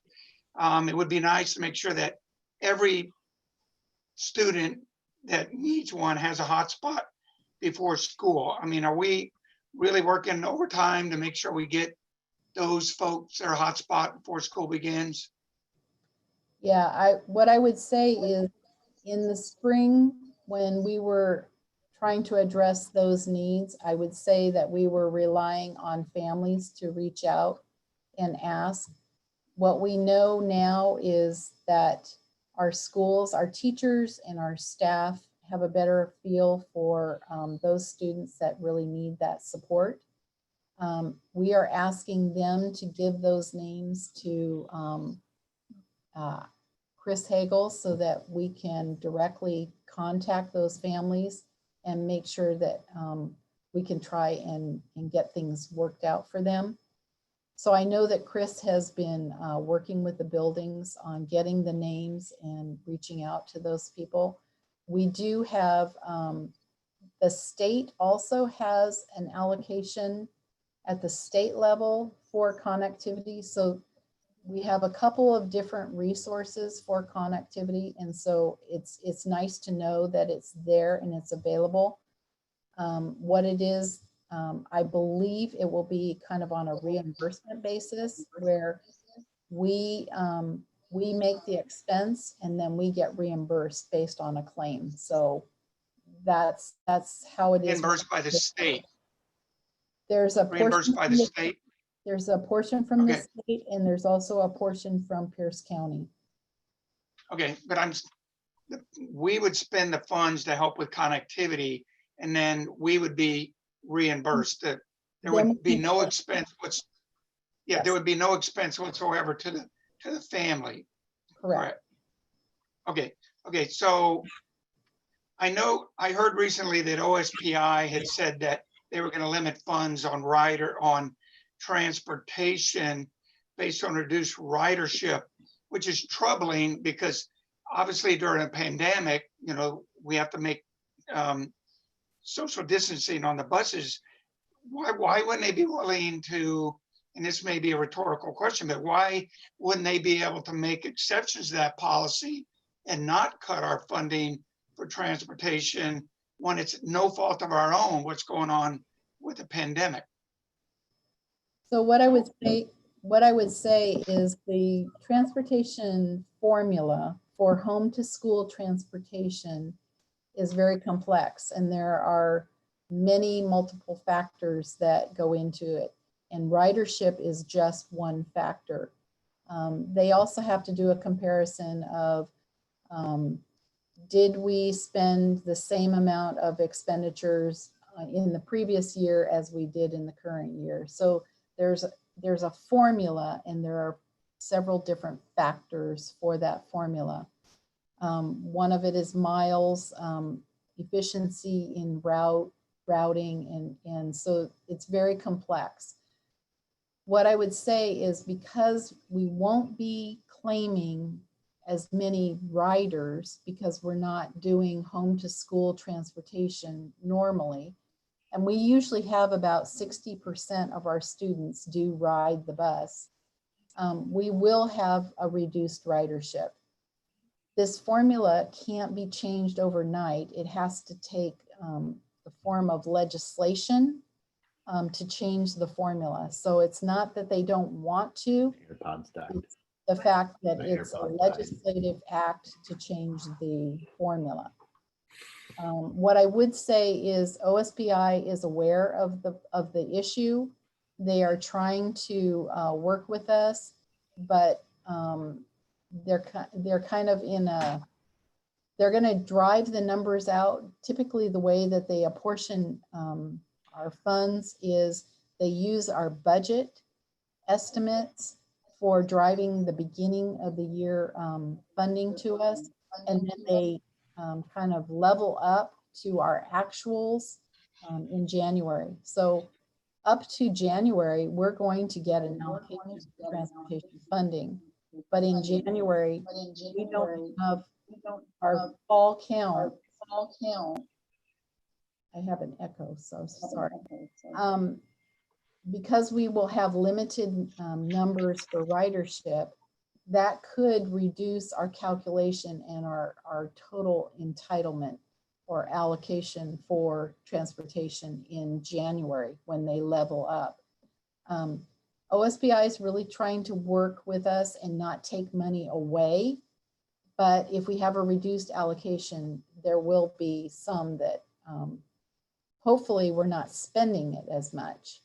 So we're looking at, we have to find meaningful work for our drivers too. And so we will have to make some reductions to drivers. So our expenses won't be as much either. So does that make sense?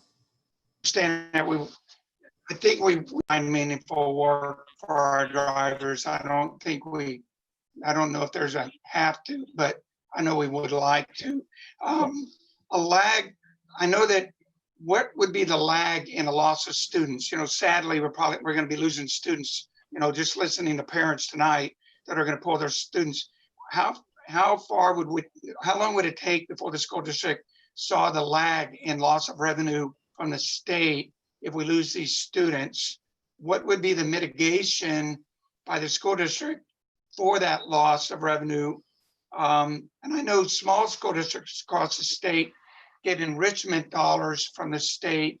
And could you talk about, would we have any risk of losing any of our enrichment money from the state as a loss, as a result of, let's just say hypothetically, we lose 750 students that we weren't anticipating to lose?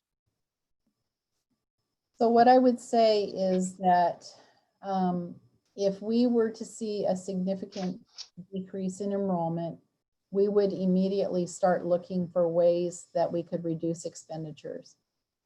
We've got staff on board. We cannot reduce staff at this time as far as our certificated staff.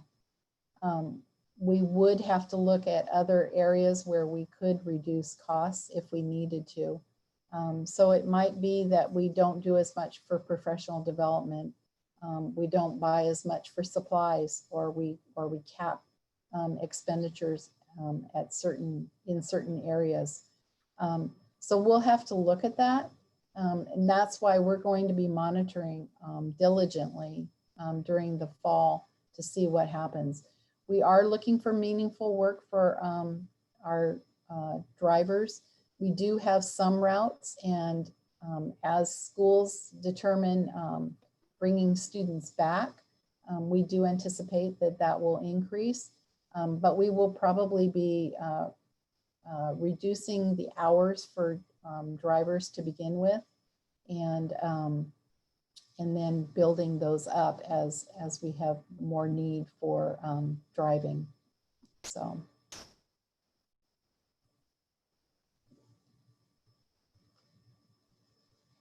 Thank you, David. Thank you, Karen. Lori, did you have any questions at this time? Am I back? Oh, thanks, David. Oh, I'm gonna see if Lori has a question. No, I actually don't. My question was also about the CARES Act funds, and David asked it. So David, if you have more questions. Perfect. David, more? I lost my Zoom connection and it just came back, and I just had a couple more if you can bear with me. Okay. Thanks, David. Yeah, continue. Okay. So I know that we might anticipate, or I've heard that the state's going to face this huge revenue shortfall as a result of a loss of sales tax, gaming tax, all the normal sources of revenue from the state, or that the state gets, and they may not be able to push as much money out to the school districts as possible. So that could impact us to some degree. If you could you go to slide 15, or which one showed your unrestricted and restricted fund balance? might have been 14. Side There you 12. go. 12. Yeah, that one. Yeah, 12, 15. that'll work. Yeah, right there. Can you explain, I know that our restricted fund balance is going down, but not our is unreserved fund the same as unrestricted?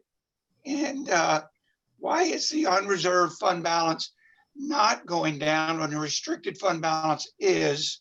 And I know we try to stay board policy between 4 to 6%, but based on potential loss of students, thus revenue from the state, at what point would we start to see that reserve balance go down? And then how far could we go before we reach some, I don't know, trigger that what would happen if we got to a certain amount due to loss of revenue? What I would say is that if there is a reduction to state revenue, that would be for future budgets. It would not impact us this year. The state legislature has already adopted a budget for this current year. So we're pretty much guaranteed that we will get our funding. Where we may lose revenue is because we don't have the enrollment to collect it or to earn it. But for future budgets, we could be facing a difference in what the state is willing to allocate to us. So there may not be an increase to the allocation factors in our formula, or there may be other areas where they decide to reduce our funding. That would affect future budgets. And as I said before, we would have to match our expenditures to our projected revenues. So whatever happens with the legislature, the next legislative session, they're going to have to build a budget within their means as far as what they anticipate to have in their coffers. So if they're losing state funding, then there is the likelihood that they're going to have to reduce budgets and reallocate how they're spending. So that would affect how we have to budget also for future. But is there a trigger on the fund balance? We want to stay between 4 to 6. Has this school district, for example, back in 2008 or 9, did the school district ever fall below that, like maybe go to 3, or do you do everything you can to keep that fund balance between 4 to 6%? Well, I think that's our goal. Our goal is so that we can meet that board request. What I would say is that if there ever came a time where we couldn't meet that, we may have to look at that rainy day portion that is assigned to fund balance or restricted. So at this point, we haven't had to, but there may come a time where if we're looking for ways that we can relieve a little bit, we may have to look at giving that up. But at this point, that's not my goal. My goal is to match our ongoing revenues with ongoing expenditures. Okay. And my last question, if you could go to slide 15.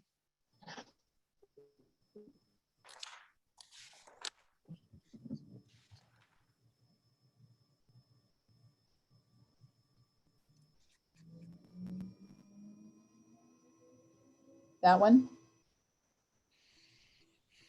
Slide 15, yeah. Or is it 15? The one with your budget, I mean, your projection for your revenue. I'm sorry, revenue. I might have looked at the wrong slide. Is it 14 with your revenue? It's there. I just am curious if the revenue projection, well, for 2021, I must have been looking at it, the wrong slide by accident. So 141, your estimate is going to be lower, where 21, 22 is going to be higher. Is that 141 based on your projection that we may lose some money due to COVID? And is that projection for 141 in your mind a conservative number versus an optimistic number, so that instead of like being too optimistic and falling below, are you basing that on a conservative viewpoint this time? So the 2021 is our current budget, what we are bringing to you as our proposed budget based on the enrollment of 9,203. The projections or the forecasts are for the following 3 years. So and that's just built off of where we are right now with the 2021 budget that we're proposing, that we're asking you to adopt this evening. So I built that budget based on the current, what has happened with the legislature, our current allocation factors, what we're anticipating for staffing and what we're anticipating for student enrollment, knowing that there's a likelihood that could change. Our enrollment could go down, and so we may not get the revenues for 2021, but it is a budget plan. The forecasts are strictly just hypothetical. What would happen if these were the changes in student enrollment, students or staffing, and they're just projections. They're not anything that you're adopting. The only piece that you're adopting tonight is the budget. Okay, so 2021 is baked in, basically. What would it require? What would have to happen for the 2021 budget in order for the board to have to make an amendment to the budget? And that's my last question. So the only time that you would have to amend the budget is if we have to change the expenditure appropriation. So typically, if what you're adopting is the expenditure capacity, so I can't exceed that expenditure capacity. So typically, if we're going to underspend and not spend all of that, I don't have to ask you to redo the budget. If I thought that I got, a lot of extra money and all of a sudden I'm going to have more expenditures than I anticipated, then yes, I would have to have the board extend the budget, do a budget extension and increase that capacity. So that's typically what would happen. Okay, and I just want to make a comment. Hopefully, for the whole board would agree that I think you're doing an amazing job. Thank you. And the board does agree. And David, thank you for those questions. All of mine were asked by you. Thank you. And then some. But no, that was good. Karen, I know that you're not done with your presentation. If you'd like to continue. Okay.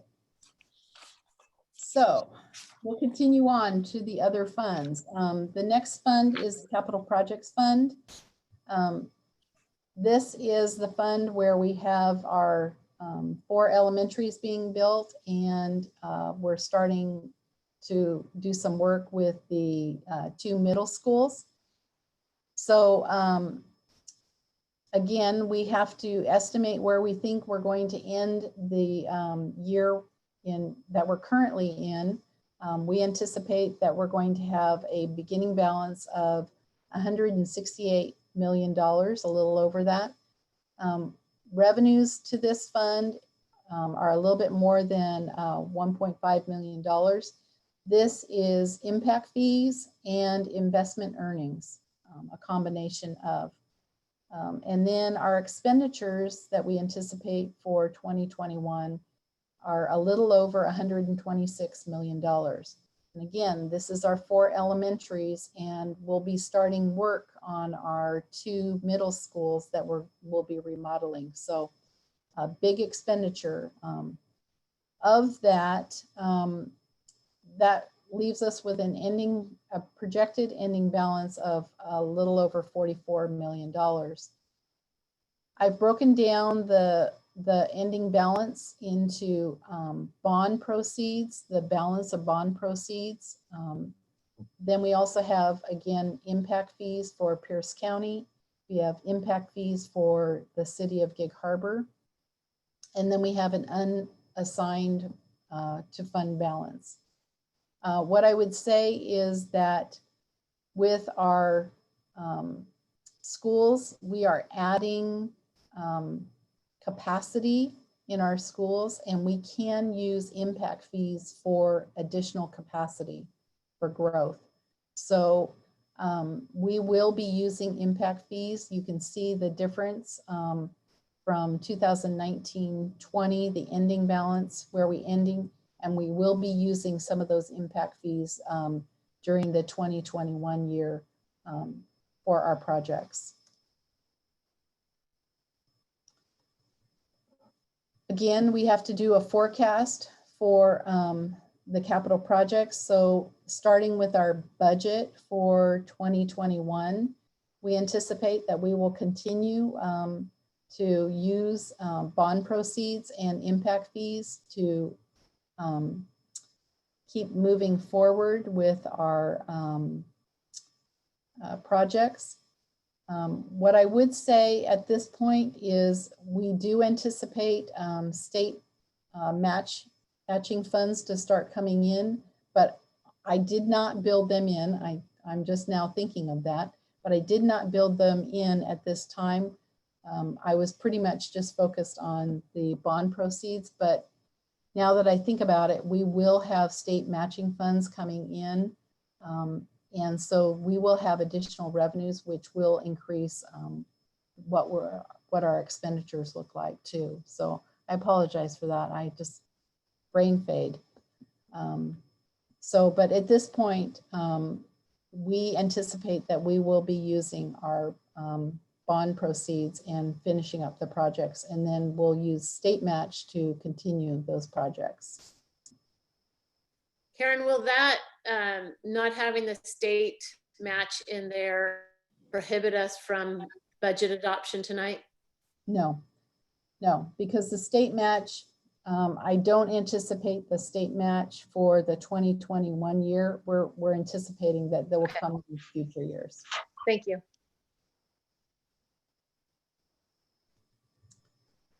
For the debt service fund, this is where we make payments to pay off our bonds. For the 2021 proposed budget, our estimated beginning balance for this fund is a little over $6.5 million. The levy amount to make our debt service payments will be the collection will be a little over 12 million.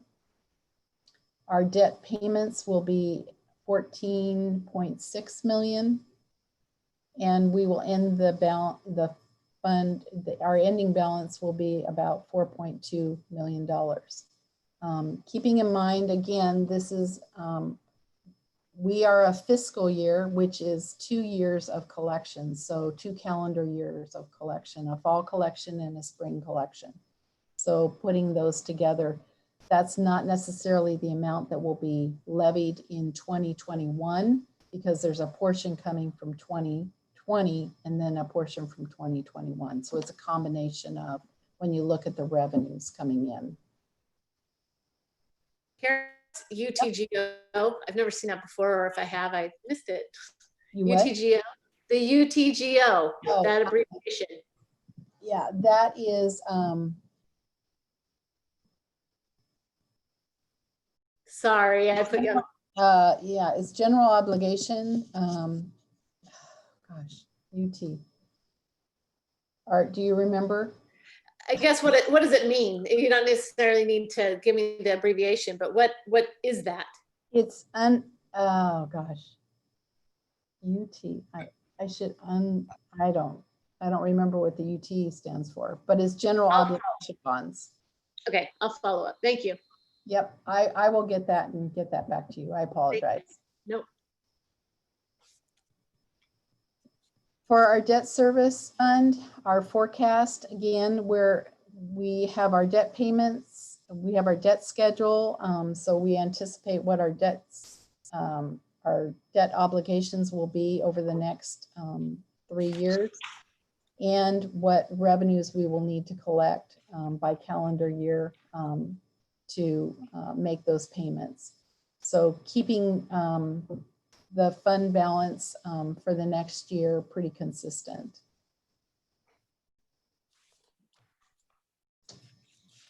For our ASB fund, we anticipate a beginning fund balance of about 984,000. Expenditures or revenues for this fund, a little over 1.9 million. Expenditures about the same, 1.9 million, with an estimated ending balance of about $964,000. This is kind of tricky. Again, I'll say our students really rallied and they were able to create budgets. Who knows what's going to happen? These could be very different as far as actuals when we end the year. Their big fundraisers are during the fall, late fall. They have the Tide Fest and the Winter Fest, and so depending on what happens, the revenues that typically come into this fund and the expenditures may be significantly different this year. We're just not sure. So they have budgeted typically, but you know, as far as actuals, you can see they always plan big, and actuals are a little bit different than what actual plans were. So, but they at least rallied up and they were able to create budgets. And I think they're coming up with some good ideas for how they can continue activities, student activities at the secondary levels. For our forecast, we typically have just tried to mimic what they have done in the past in balancing basically revenues with expenditures and maintaining that fund balance pretty consistent across the years. For our transportation fund, this is the revenues for this fund are the depreciation of our buses. We have been able to maintain our expenditures are matching our revenues. So we have been able to buy buses based on what we're getting off our depreciation schedule. It's been several years since we've had to contribute to this fund because our depreciation is enough that we are able to buy the buses that we need. So we are anticipating, again, our revenue for this fund comes on the last day of the fiscal year. So the revenue that we get on Monday, August 31st, will be for the buses that we purchase the next year. So we anticipate that our beginning balance for this fund will be about $785,000. Next year, the allocation we believe will be about $592,000.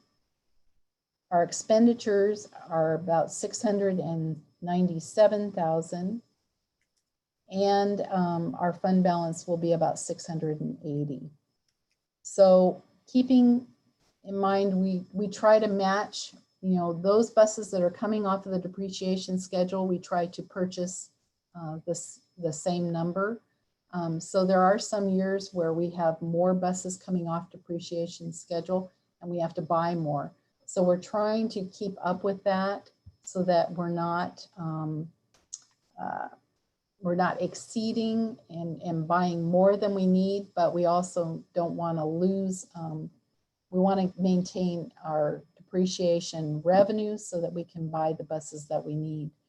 So we are looking at, for our budget, we are looking at buying 3 large buses and 3 small buses for this next year.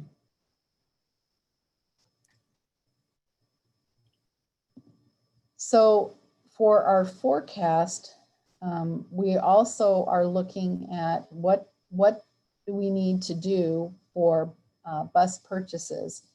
So as we look at what's happening with our depreciation schedule and with our bus needs, based on the number of buses that we may need to purchase, we may get to a point in years out, further out, years 2 or 3 and 4, we may need to start to look at, because of the expense of what a bus costs, we may have to start looking at infusing some additional dollars from the general fund into the transportation vehicle fund.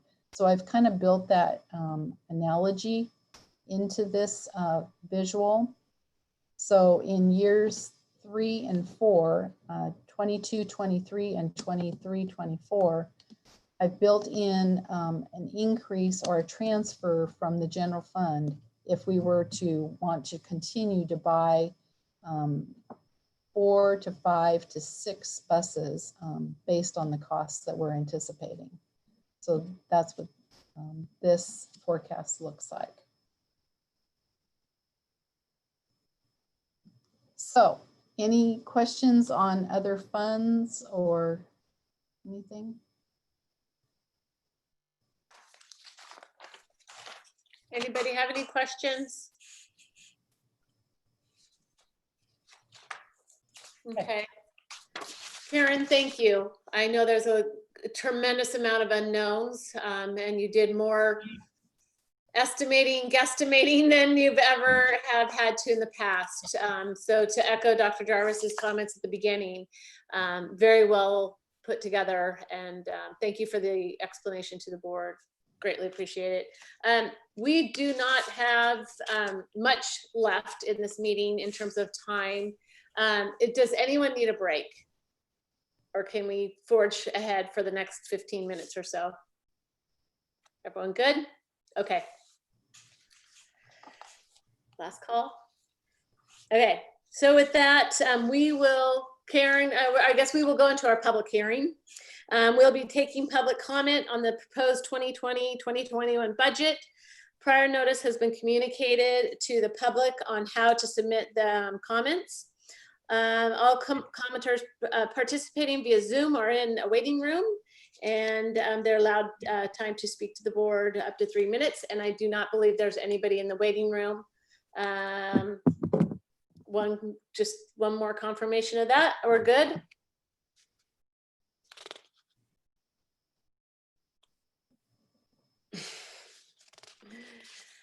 Okay, I think we'll move forward then. There was no one there. So we will move on to new business 8.1, approval of the resolution 20-17, adoption of the 2020-21 budget. Is there a motion to approve resolution 20-17?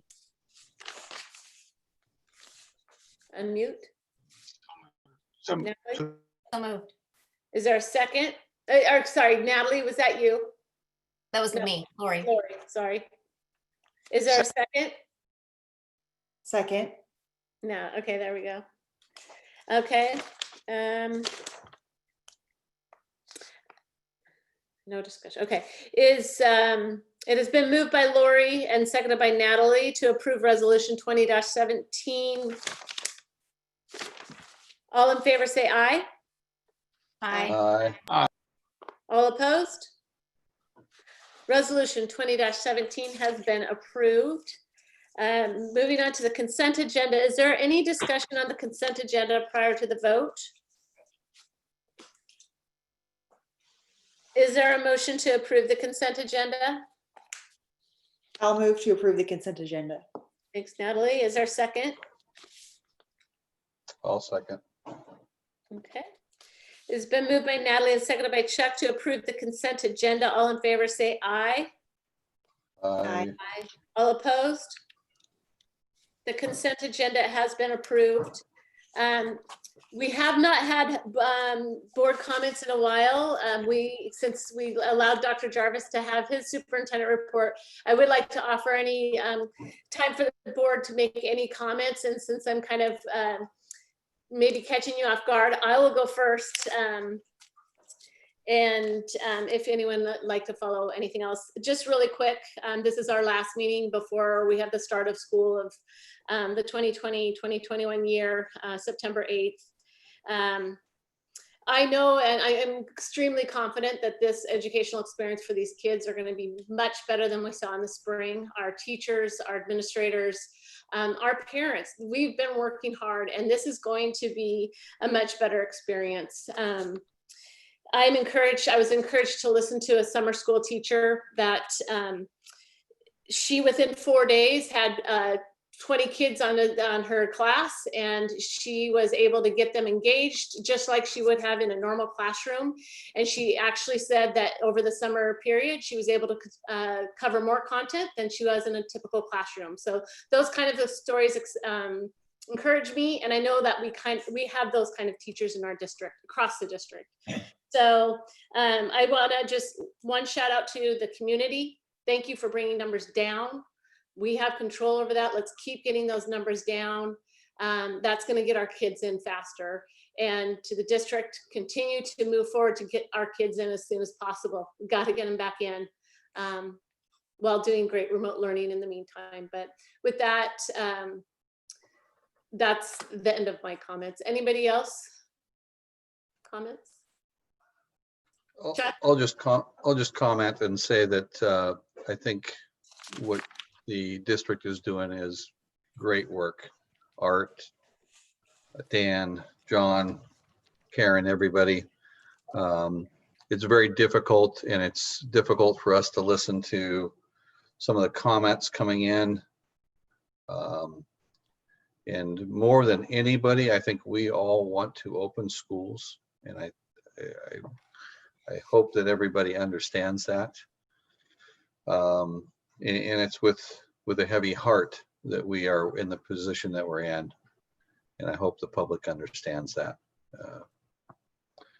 So let's just keep moving forward, and thank you all for the great work that you're doing. Thanks, Chuck, for that comment. David, anything? I would just echo what the both of you just said. Thank you. Thank you. Okay, thank you. And again, sorry for springing that on all of you. Natalie, did you have something? Just, you know what, I was going to say the same. Thank you. Thank you to everyone who presented tonight, because I think it helped clarify a lot of our questions and questions from the community. And I want to thank community members who have reached out to us over the past 5 or 6 months, really. With positive or critical feedback, it's all valuable, and we understand everyone is advocating for their families, for their kids, for our staff, and we hear it, and we are doing the same. So we'll get back there. I know that we will. So thanks to all who have worked so hard. And I did read one comment from a parent who was incredibly critical of this program, or the remote learning, has been blown away by work that a first grade teacher has done to create an online classroom. And for me, it was just great to read that, just to see I think it will exceed the expectations. And to our teachers who are working so hard to make that happen, we absolutely appreciate every effort that you're putting in. So that's it. Thanks. Thanks, Natalie. Absolutely.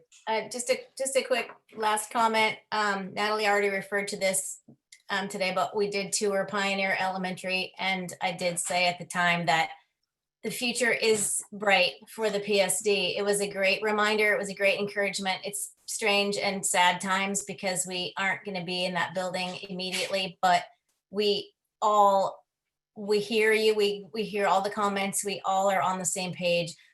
None of us want to have only 5, randomly selected kids in class. We all want every kid in class. And there's a lot, I'm pained by the amount of anger and lashing out from groups of people, toward other groups of people. And I just would, again, a plea to just for understanding and patience. This is nobody's first choice. We are, as a board, I will speak for the board this time, we are as a board doing everything we can for you and everything that we feel and understand to be within our power. I do not understand.